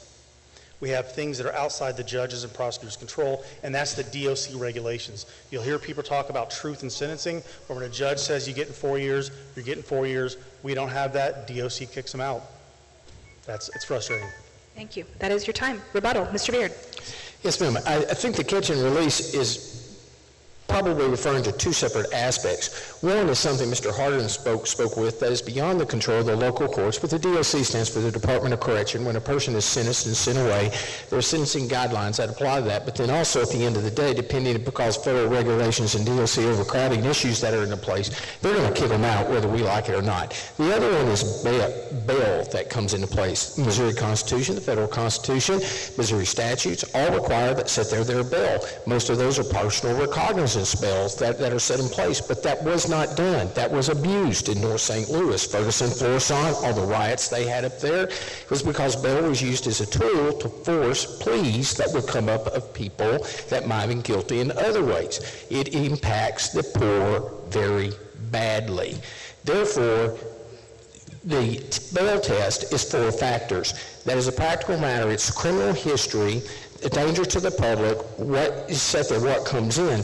Judges look at that. Generally, your first pass is free, but then you come back. The Supreme Court pushes judges to turn people loose. Thank you, Mr. Beard. That is your time. You do get the first answer of the next question. You will get 2 minutes, and here's your question, sir. Is a proposed justice center that combines courtrooms with jail facilities better than a new standalone jail? And if so, why? 2 minutes, sir. I had no idea this question was coming, but I have wanted to address this for years. And part of this comes in my big community experience in development and working and within the community, not just from a judge perspective. We had the opportunity for a justice center many years ago. Many of our counties around us, including lesser funded counties, have a criminal justice system.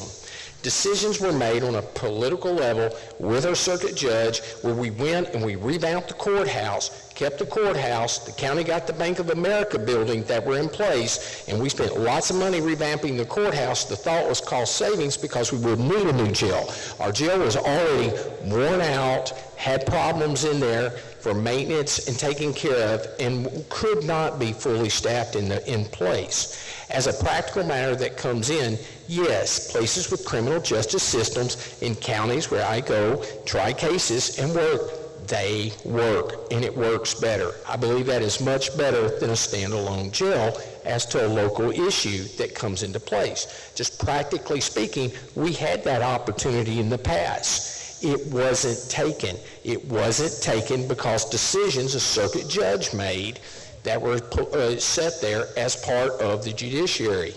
Simple facts. Thank you. Thank you. Mr. Hardman, rebuttal, 1 minute.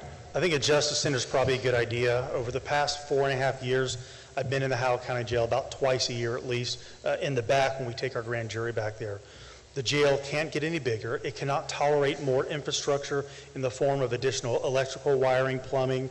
There are plumbing issues, there are air conditioning issues, there are space issues. One of the safety or security concerns we have with this separate jail from the courthouse is prisoner transport. Not too long ago, we had an individual with the assistance of his girlfriend jump in her van parked outside the courthouse door before getting in the prison transport van. A deputy jumped in the van to try to retrieve him, was drugged, was run over, was injured. As a result, we wouldn't have that issue if we had a justice center. It would be more secure, it'd be simpler, it'd be less taxing on the deputies, and we need the space. People express frustration about locking people up. Do you want to pay for it, first of all, out of the county budget? Secondly, we only have 70 beds in the Howell County Jail. It's just unworkable. It's aged and it needs to be updated. Thank you. Mr. Simpson. I agree that the jail we have is inadequate and it needs to be replaced. I think probably the proper answer is a justice center. Logistically, there's many reasons why the justice center is better than a standalone jail. The prisoner transport being a huge part of that. If we have to have the new jail, I think we should certainly look at the Justice Center. I really do think that's a better idea for the county. Not that, parking, just downtown parking alone would be an issue for that. Thank you. Mr. Burton. Well, I've practiced all over this state, and I've went to a lot of justice centers, and the process is better. There's more places to meet with clients, there's more amenities, there's more there's more courtrooms usually, there's better courtrooms, like Howell County courtroom. We have essentially 4 courtrooms, and one of them is so small, they had us in there like sardines Monday. So a justice center would be great. It would be a welcome for the sheriff's office, I'm sure, because I've been to that jail many times, and it's not in that great a shape. I'm sure they could use more room. So I would be in favor of Justice Center. How you pay for it, I don't know. I haven't got into the budget and what that would cost or anything, but I think it would be a great idea. Thank you. And before we proceed to the next question, I have an announcement passed to me by the Howell County officials in the room, which reads, Howell County officials, including the sheriff, have not endorsed any candidates, nor will we. Okay, moving on to our next question. Mr. Hardman will have the first answer. Would you support, among your peers on the bench, a change to security level rules that completely remove cases from CaseNet preceding trials? 2 minutes, sir. I think that rule already exists. And there's this struggle between transparency and preserving a defendant's rights at a jury trial.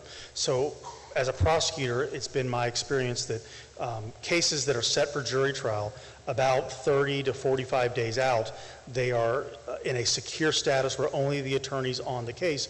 The reason for that is we don't want prospective jurors to look up the case, read the documents, which are now available in large part online with some redactions. And so doing so, it preserves jurors from learning anything about what's going on. Now, there are other types of cases where the rules in place do have those cases secured. They include paternity actions, juvenile cases, other things where there are minor children identified.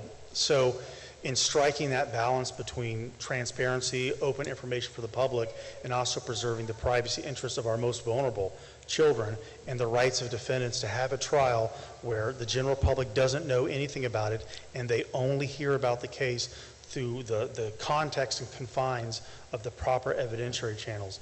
It preserves the integrity of our jury system. So I think those rules already exist. And I think they're probably appropriate. And I think to the extent journalists or other interested people want access to those cases, there are probably ways where that balance can be struck in individual cases. Thank you. Mr. Burton, rebuttal, 1 minute. Well, the right to privacy and the integrity of a trial is important. We don't want potential jurors reading probable cause statements on a trial they may be sitting in on, because there may be evidence in that probable cause that doesn't come in. Now they're biased before they even get to the jury. So it's important that the integrity of the trial is protected.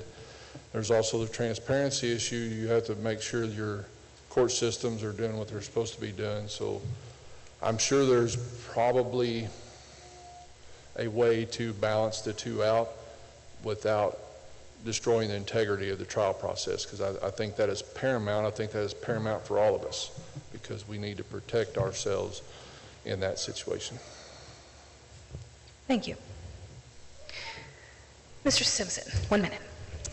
I think that transparency is extremely important. I think that the court system should be opened and everybody should be able to see what's going on. When there are special victims, of course, children or things, or paternity actions or things like that, you know, the privacy interests of children and of certain victims are very important. I think you just have to strike a balance, and as we've heard, that system's already there somewhat, but I think transparency is very important. I think that we shouldn't have it where nobody can go in and see what's going on. But there should be some restrictions for special victims, or to keep, as they say, jurors from seeing too much. Thank you. Mr. Beard, rebuttal, 1 minute. Actually, you interjected a statement that was in between before these questions were come up, and I want to address that briefly because that was clearly directed at me. Okay. In walking into this, one of the things that were in place, I advised some officials not to endorse me for it being violation of a federal act as an office holder, but not as an individual. When I made my statement, I omitted the word individual. And it's ironic, kind of funny, since I'm the one that actually gave that advice, springing from a prior sheriff's endorsement. Having said that, to answer the question, the balance between transparency and privacy is very important. But the number one thing is individuals that take place is we have to preserve the integrity of a jury. It's hard enough to get a jury pulled together here in our rural counties. It's hard enough with press coverage to get it, but there has to be that. So there's a balance. Thank you. Thank you, Mr. Beard. Re-rebuttal, anyone? Thank you. Okay, moving on. Mr. Simpson, you will have the first answer of our next question. A candidate has suggested a work release program to relieve the burden on the county jail. Do you support this or a similar idea? Why or why not? I would absolutely support that for, for nonviolent crimes. I think that that's an excellent way to reduce the pressure on the jail and on the system. Of course, there have to be some guardrails on that. You know, if it's a person's 30th criminal offense, perhaps that's not the proper way, but I think that work release is an excellent way to, to balance the needs of society in punishing criminals and in helping the system work effectively and efficiently. So yes, I would certainly support that. Thank you. Mr. Beard. Well, since I'm the candidate that raised that issue and presented that forth, and that was something that was working in conjunction with law enforcement with, I'm happy to comment as to that one. Yes, the purpose of that is because we do have jail issues with overcrowding. This allows the opportunity for people to provide service and activities in the community. People do need to be punished, but work is good for the soul. Work is good for the soul. Work is good for the soul. And used to, people would go out on MoDOT and they'd have a trailer and they would have a porta potty and they would pick up trash on the highways. MoDOT abandoned that program. We can take care of cemeteries, we can take care of parks with nonviolent offenders, we can put people to work. They don't have to be sitting in the jail. By doing that as a work release program and working in jail, we save tax dollars, we invigorate people, and it does a great community service. And thank you. And whoever proposed that question, thank you for seeing that's brought up again. Thank you. Mr. Burton, 1 minute, rebuttal. Well, I don't know anything about work release programs, so I don't think I can speak intelligently on it. If I got to see the specifics of it and it made sense, I'd probably be for it, but I don't know enough about it to speak intelligently. So. Okay, thank you. Mr. Hardman. So for a work release program, I would strongly suggest people defer to the sheriff on whether that's workable. There is a possibility that you lift a financial burden on the sheriff's department, but you create a new burden in its place because those people have to be supervised. There has to be a program. There may be a need for more deputies to be involved in running and supervising that. the general public in the state and other political subdivisions might worry about liability. Somebody's mowing a lawn on a work release and gets injured, who's liable? If someone's picking up trash on the side of the road, car runs off the road and hits them, who's liable? I guarantee you some attorney somewhere ruined it for all of us by suing somebody. So that's just life. So I think maybe a work release program could be good, but we need to analyze, is the burden going to pay for itself and be a net positive, or are we just getting rid of one burden and replacing it with a new one? Sheriff would know better. Thank you. Rebuttal. All right. Mr. Burton, Actually, oh, yes, 1 minute for your rebuttal, Mr. Beard. Well, that is someone who's done the work and studied for that, and that's a voluntary participation and thing to come in there. All those issues are addressed. Thank you. Thank you. All righty. Mr. Burton, you have the first answer of the next question. It has sort of a long lead up. I'll repeat it as many times as you need. Criminals with drug addiction need to have the support, follow-up, and follow-through to ensure sobriety and a future for at least themselves, if not to reunite families, make stronger families, breaking generational cycles, to ultimately build up a stronger, healthier community for our children and the future of our community growth and prosperity. This will not happen if addicts are not pushed and held accountable to ensure success, not to check boxes or to get kids back and out of jail just to repeat the cycle until they're caught again. What is your view on actually following through with addicts, giving court-ordered drug rehab programs, drug tests, classes, counseling, management of prescriptions, AA or NA classes? This is long-term and needs to be watched for success. We need real results, real statistics of success, or this will continue for generations. How do you plan to break the cycle? I think I mentioned it earlier. I would like to see treatment court expanded. I've seen it. I was in its inception in the 37th Circuit. I was the defense attorney on the treatment court team that started in Howell County, Carter County, Oregon County, Shannon County. I was one of the defense attorneys that helped start that program. So I've seen the benefits of that program. I've seen how it's turned people's lives around.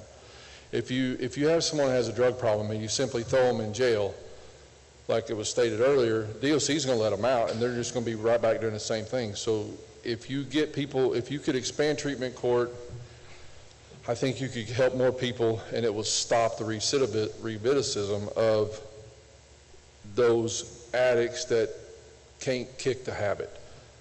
And treatment court, I have seen it work many times. It doesn't always work. No program is 100%. It just can't work that way. But I've seen it work. I've seen it change people's lives, and I think it's a good program. Thank you. Mr. Simpson, rebuttal.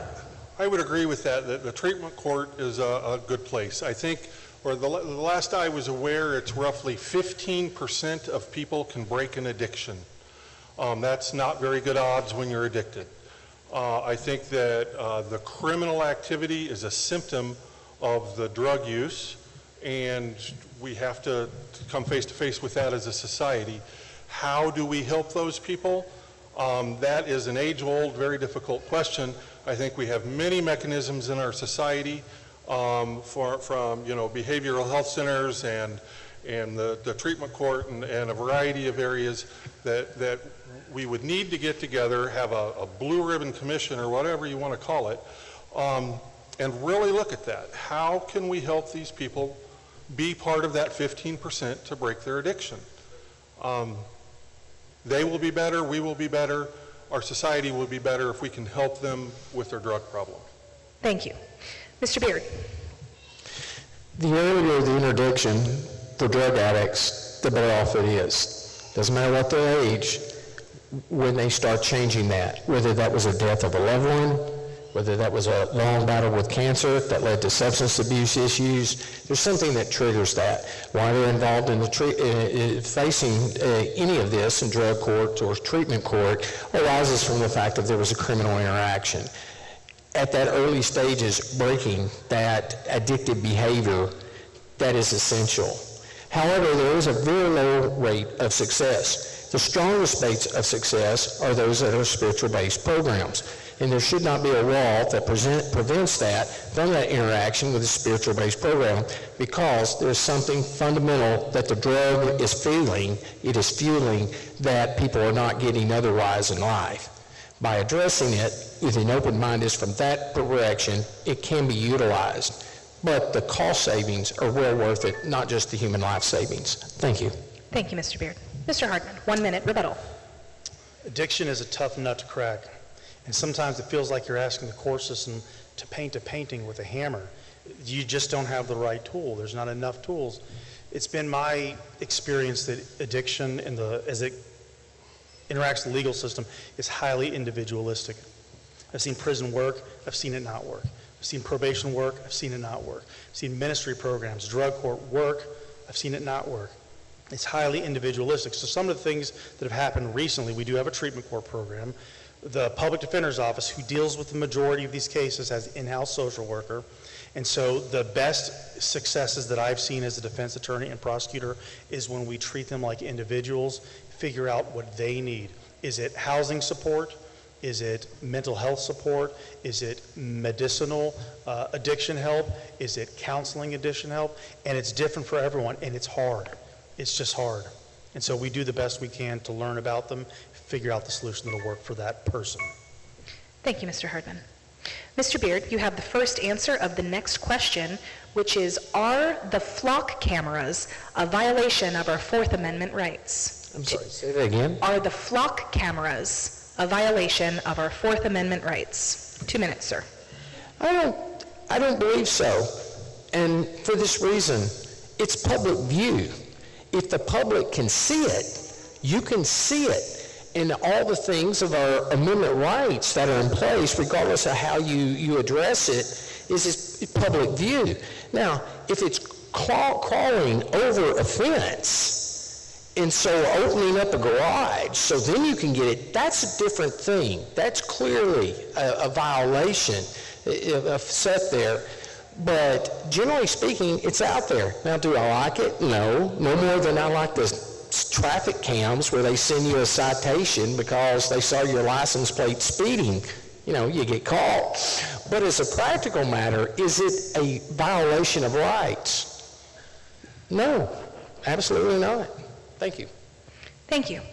Mr. Hardman, rebuttal, 1 minute. If I'm elected as a judge, there's a distinct possibility a person may file a motion to suppress based on the legality of a flock camera that led to a search and seizure. And because I might be asked to decide that legal issue, I don't think ethically I can comment on my views on that. Thank you. Mr. Burton, rebuttal. Well, as a judge, I would support the Constitution. I believe it's a very important document. I think it protects every single one of us. It's my opinion that whatever form of government you're seeing, whether it's a constitutional republic as we have, or a dictatorship, or totalitarian, or monarchy, the ultimate goal of that form of government is the subjugation of its people. And our founding fathers knew that. So that's why they wrote the Constitution, to protect each and every one of us from that subjugation. So I would protect the Constitution in every situation involving those. I've never seen a flock camera, but I would protect the Constitution in that situation. Thank you. Mr. Simpson, rebuttal. It's my understanding of flock cameras that they just don't see you in public, but they're capable of tracking your movements, recording the vehicle you're in, recording your license plate. Our Supreme Court just came down a month ago saying that all of that is unconstitutional. Flock cameras from that perspective, from recording our movements, recording where we're at and when we're there, from point to point to point, is clearly unconstitutional. Thank you.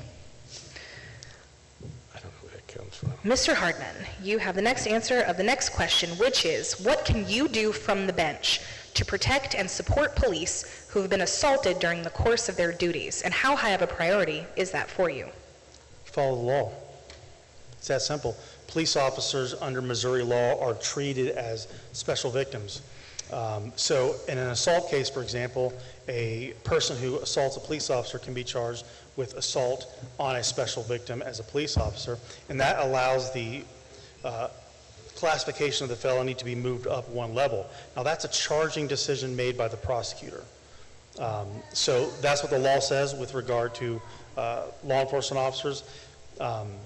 So I would follow the law. I couldn't comment on what I would do in any given case without hearing the facts, but the law provides for special treatment of law enforcement officers that are victims, and the prosecutor decides whether or not to charge it that way, and then a judge, if they're found guilty, you hear all the facts and you decide appropriately in that case. Thank you. Mr. Burton, 1 minute rebuttal. Similar to Mr. Hardman's answer, I would follow the law. I think law enforcement is considered special victims for sentencing enhancement purposes, because if a person will attack a police officer, they're way more likely to attack a citizen. So I think that's why those sentencing guidelines are in place, because if you're going to attack someone that's armed and trained, you'll attack regular citizens much quicker. So I think that's why the sentencing guidelines are the way they are, and I would just follow the law. Every case is different. I've never seen two that are exactly the same. So every case is different, but you just follow the law as a judge. There's nothing else you can do to follow the law. Thank you. Mr. Simpson. Could you please repeat the question? Absolutely. What can you do from the bench to protect and support police who have been assaulted during the course of their duties, and how high of a priority is that for you? Oh, well, I would echo what's already been said. They're special victims. The law is there for a reason. As was said, you know, if you'll attack a police officer, you're probably far more likely to attack a regular person. So from the bench, yeah, somebody who attacks a police officer has to be dealt with as harshly as the law will allow them to be dealt with. Thank you. Mr. Beard, 1 minute. If the prosecutor has decided that the assault on the law enforcement officer was such that they are charged, and if they are found guilty, it is my belief that is a direct attack on society and that there is an extreme danger to the public. And I will absolutely hit that individual with the maximum as a Howell County judge. Whatever the maximum sentence is, I will do it and let DOC figure out and address with the ramifications from that. I want our officers to be safe. I want there to be a wall around Howell County, because to not do that encourages fights and assaults upon law enforcement officers. That makes our society unsafe. That is unacceptable in the extreme. As a judge, I would not be making that decision except for the guilty and except for the prosecutor charging decision. That's one in a chain of events. Thank you. Thank you, Mr. Beard. Rebuttal. Thank you. Okay, and Mr. Simpson, you have the first answer of the next question. Do you think Missouri's automatic change of judge rule is a good one? Explain. I think that, yes, I think that you have to be comfortable going into the court system, and if you believe you are not going to be comfortable with the judge you're given, I think having an opportunity to substitute that judge out, yes, is important. Okay, thank you. Mr. Beard, 1 minute rebuttal. I am assuming the question is referring to a rule of civil procedure that a person gets to say, I don't like that judge. They're just an auto out. And if that's the case, yes, for people to feel that they have fundamental fairness, that they have an opportunity, absolutely, to get that for the one time that's there without cause, absolutely. I feel that's appropriate, because otherwise people feel they have no control. They feel it's imposed upon them, and that simply is wrong. Not in our free society. That's wrong. So I'm in favor of that, absolutely. Thank you. Mr. Hardman, 1 minute. I think that's probably a good rule. I am licensed to practice in New York, and I did practice there for about 4 years, and they do not do that there. And when you file a case in family court, there is only one judge, and you get that judge, good, bad, or otherwise. You, as attorneys, you know the law and case law, and you know the gray areas, but when you come to know the judge, you come to know what they're likely to do. So as a strategic move, people request change of judges for any number of reasons, but what it does, other than evading a judge who you already know what they think about something, so you don't want that judge on your case, what it does is it strengthens the belief in our system that I get a fair shot. If I have a little bit of choice in who my judge is, or if I have a strong reason to believe that judge may not be the most fair for me, I get a second chance from a different judge, and I think that strengthens people's belief. So all in all, I think it's probably a good rule. Thank you. Mr. Burton, 1 minute, rebuttal. Yeah, I believe it's a good rule. I use it routinely. It's important to instill confidence in the public that they get to have a say in how their case is handled and who it's handled in front of, that it bolsters that faith that they're going to get a fair shot, because as Mr. Hardman says, you practice in this area enough, you practice in front of the same judges all the time. You know how they're going to rule before they rule. I mean, I've been in front of these judges so many times in 10 years, I know what they're going to say before they say it. So it's a good tool to, if you get someone that, for whatever position you're trying to argue for that case that day, and it's a judge that doesn't like that position, you may want a different judge, so you can help your client. So I think it's a very good rule. Thank you. Mr. Burton, you have the first answer of this next question. Excuse me. What specific standards will you use to decide when probation has failed and jail time is the appropriate consequence? Can you give examples of situations where you believe you should deny additional probation and impose jail time instead?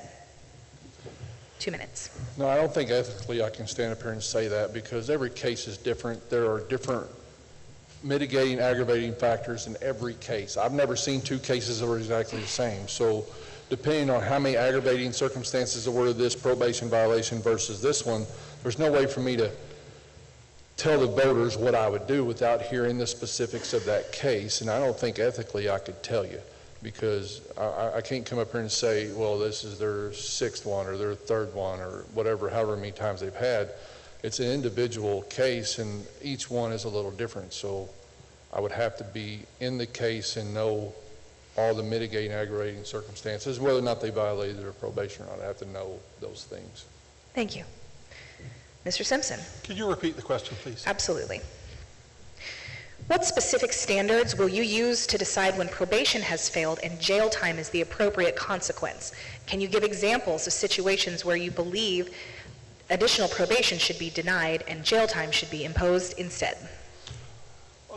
Yeah, I agree with the statement that that's a case-by-case, very individual type of a thing. I don't know that I could give specifics. I think if somebody is violating the rules of their probation, that's a problem. But I think that you have to look at why that happened and what's happened on a case-by-case basis. So, thank you. Mr. Hardman. So in a probation violation hearing, there's two things you're really looking at. One is, did they violate the terms of their probation? Number two, what should we do about that? The standard you apply is preponderance of the evidence. So first you hear the evidence, decide, did they in fact violate the terms of their probation? If you find that they have, then you talk about what you're going to do. I don't think ethically I can say, in this situation, I would do this result, because then I've prejudged the case. But what I would do is I would hear about all the factors relevant in that case to try to make a good decision. As a prosecutor, I was very focused on problem solving. What is going to work in this situation to address whatever the problem is? And being creative, and I think you just got to hear the facts and decide what is best serves justice in that instance. Thank you. Mr. Beard, 1 minute. From my answers tonight and how I normally speak, I have been the most aggressive candidate in answering questions. The question presented was specific factors, and I can't answer that question. I can tell you that if there's been a true probation violation, believe it has occurred, and I feel that the defendant is acting abusive within the probation system, that's the game changer. There are lots of reasons probation violations occur, and they're not abusive. General public may have a hard time understanding that, but people go through hard times. People make bad decisions. So my best answer is a general answer of when the defendant appears to be abusing the system. Thank you. Thank you, Mr. Beard. We're going to stick with you for this next question, which is, do you think it's true that our criminal justice system in Howell County is perceived as corrupt? And what can be done, and if so, what can be done to improve trust among regular people? You have 2 minutes, sir. I do not believe that that is true at all. I think we have a great system that is here.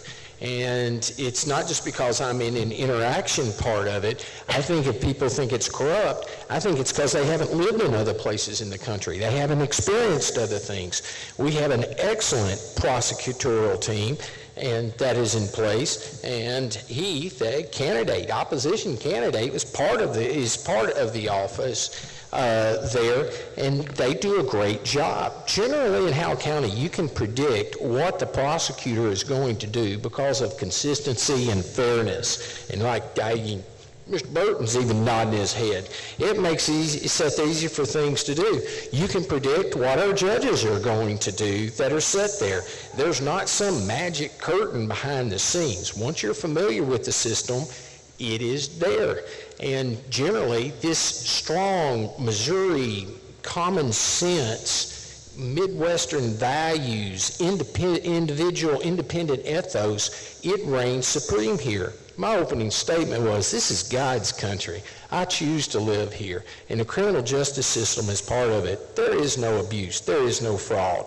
I've seen people be sentenced to prison, and they thank the prosecutor. I've seen people been sentenced to prison, and they thank the judge. And why do they do that? Because they had a fair shot and an opportunity, and they know that. I'm proud of Howell County. Thank you. Thank you. Mr. Hardman, rebuttal. I don't think Howell County has a corrupt system. I think by and large, law enforcement officers are acting in good faith investigating cases. They're wearing body cam. There's very little room for dispute on many issues.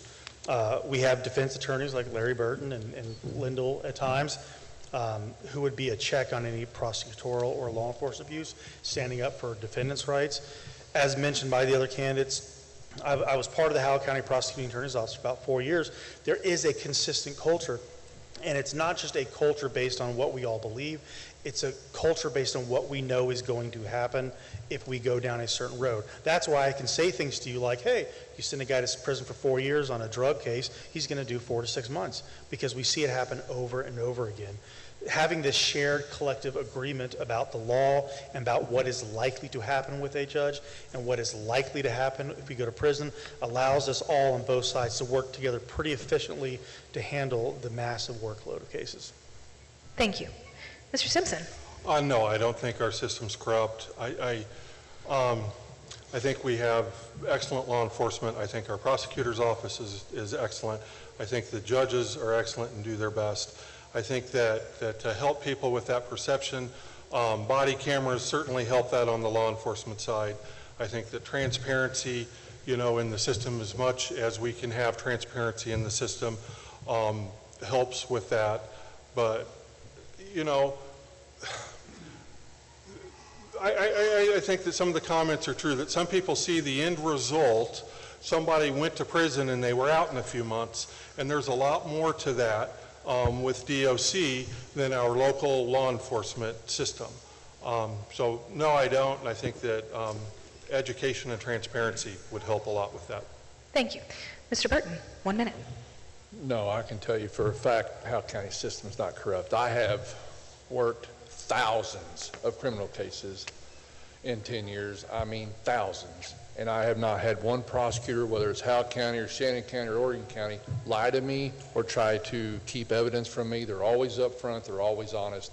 I've never seen any corruption in any way. Even Mr. Harbin, when he was a prosecutor, we worked on lots of cases together. He was always straight with me. He was always up front with me. I never had to worry about getting discovery.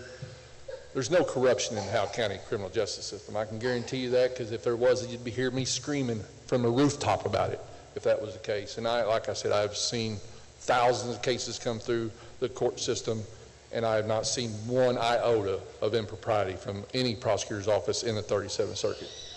Amen, amen. Thank you.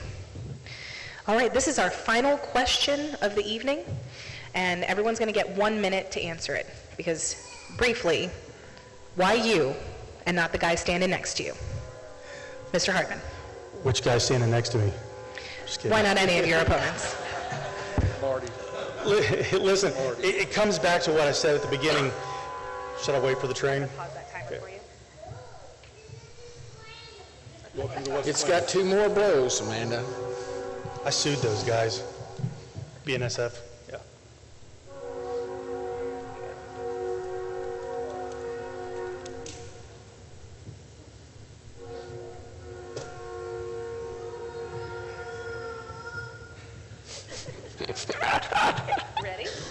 Thanks.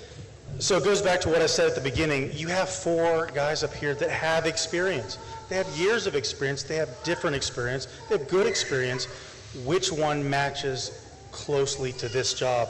I talked a lot about my prosecutorial work, but I did civil appeals, briefing and argument. I did divorce cases, paternity actions, motion to modify, all sorts of real estate litigation, probate estates, petitions to terminate heirship, adoption cases, habeas corpus cases, child abuse and neglect cases, condominium law. I sued the railroad company for not keeping fences up and a farmer's cows were being killed.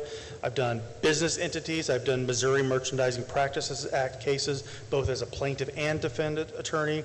I've done guardianships for adults and children. I have a wide variety, and I think that's a good fit for a judge who might get anything, but especially will get criminal cases. Thank you. Mr. Burton, why you and not your opponents?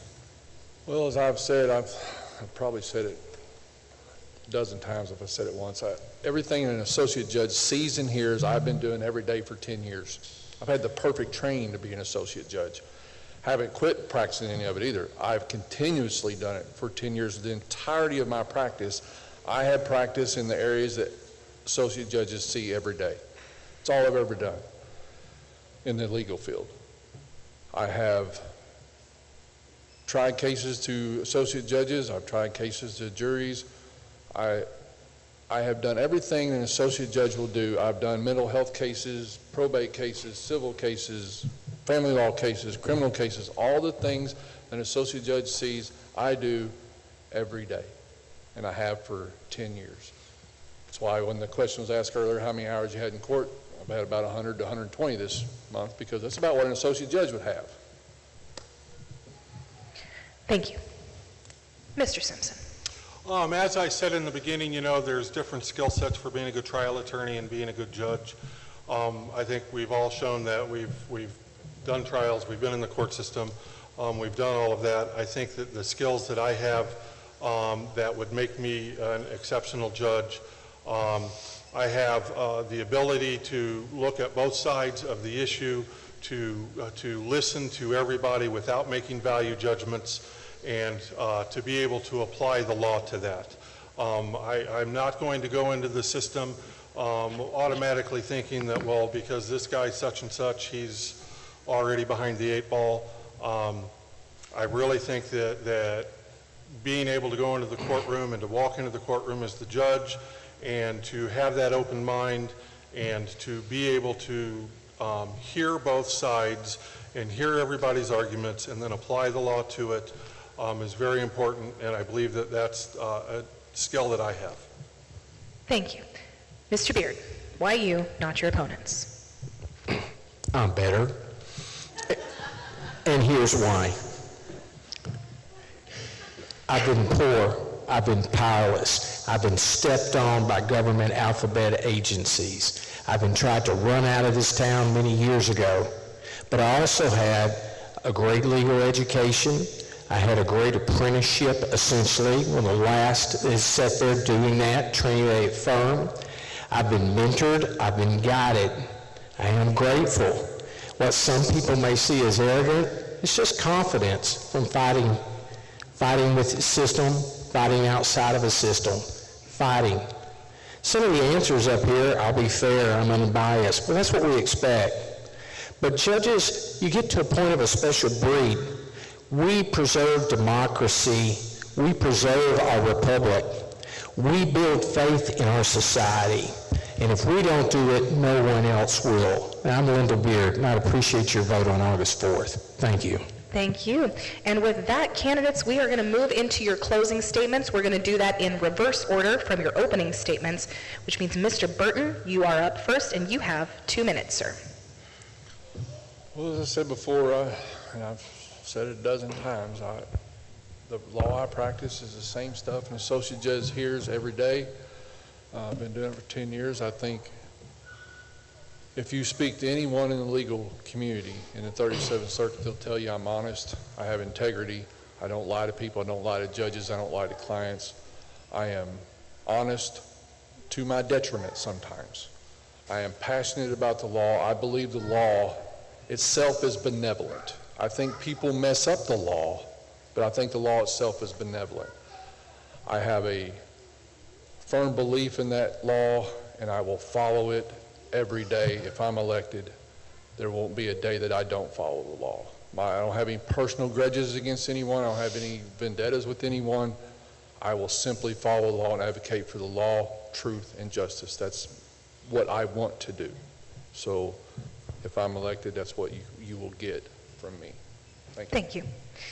Mr. Hardman, 2 minutes to close. So I'm not going to repeat all the things that I've said tonight. I anticipated one of the questions I might get is, what do you think is the most important characteristic of a judge? So I think I want to talk about that, because this is what I hope to be if I'm elected. I think the most important characteristic of a judge is compassion. And I know it sounds like a very strange thing coming from a Marine combat veteran, coming from a prosecutor, like compassion, what's that all about?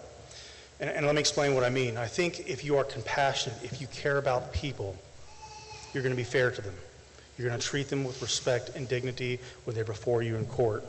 You're going to understand the hardship of the overworked public defender, the overworked prosecutors. You're going to understand how hard it is to be an attorney representing people in a divorce action that's bitter. You're going to have compassion towards the defendant, the person who, maybe in the hardest point of their life made a tragic mistake, but maybe is not past redemption. Maybe this person could be rehabilitated. At the same time, you're going to have compassion for the victim of the crime. Maybe restitution can make them whole, but maybe there is no perfect justice. And you are keenly aware that you cannot know everything. You cannot get it right every time. You cannot give perfect justice as a human and in our court system. But if you care about the people of your county, you care about setting the tone of justice. You care about how it affects people, because decisions as a judge are not just money moving hands. It's not words on a paper. These are people. Their lives are altered, sometimes permanently, sometimes for a time, and that matters. When you hear trials, you get the decisions written in a timely manner, because people have litigated for years waiting for this. You do the hard work, you make the hard decisions because you care about the people that come before you. I'm Heath Hardman. I appreciate your vote on August 4th. Thanks. Thank you. Mr. Beard, 2 minutes to close.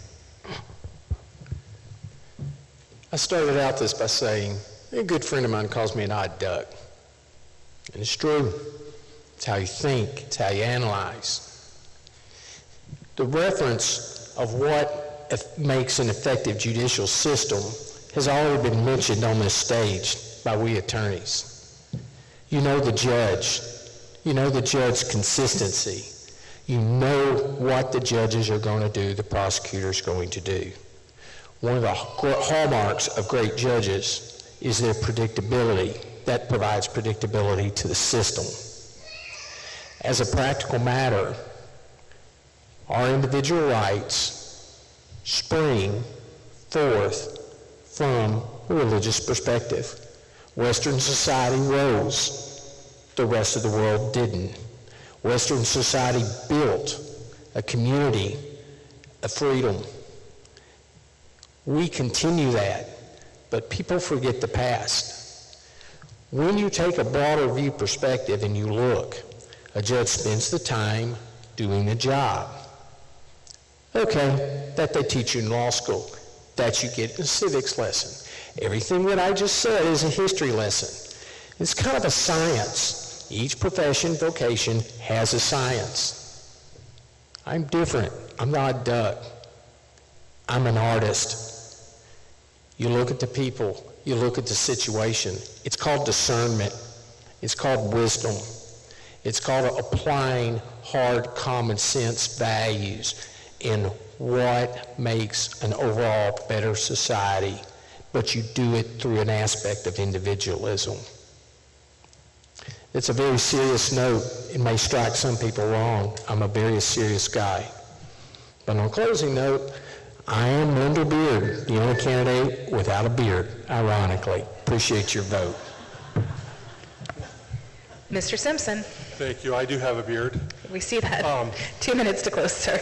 Thank you. I think that we are all very privileged to live in this country. We just celebrated the 250th birthday of our country. I think that we have a system in our country where generally people can go into the court system, whether it be criminal or civil, and feel reasonably confident that their voice is going to be heard and that the system is going to treat them fairly.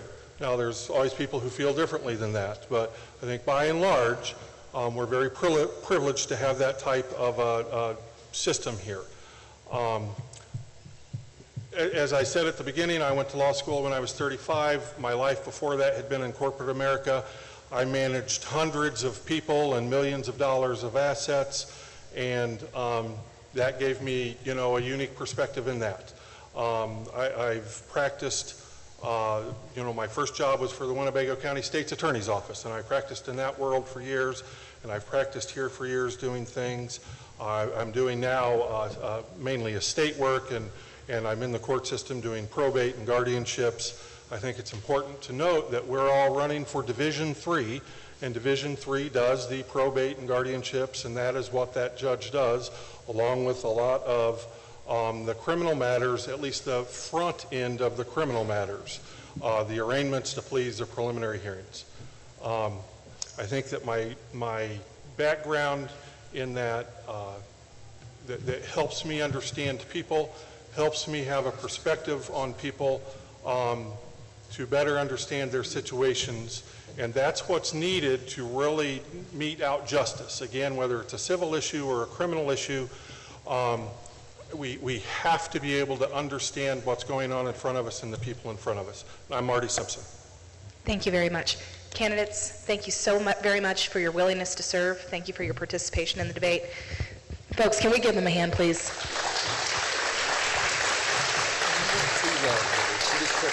And before we dismiss for the night, I just want to say a special word to all of the parents who brought children here tonight.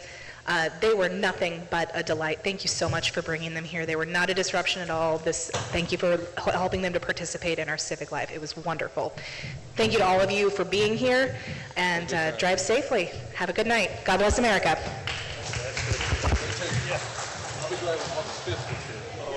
So I can stop. August 4th around 9 or 10 at night. Yeah. Take care. Thanks, you too.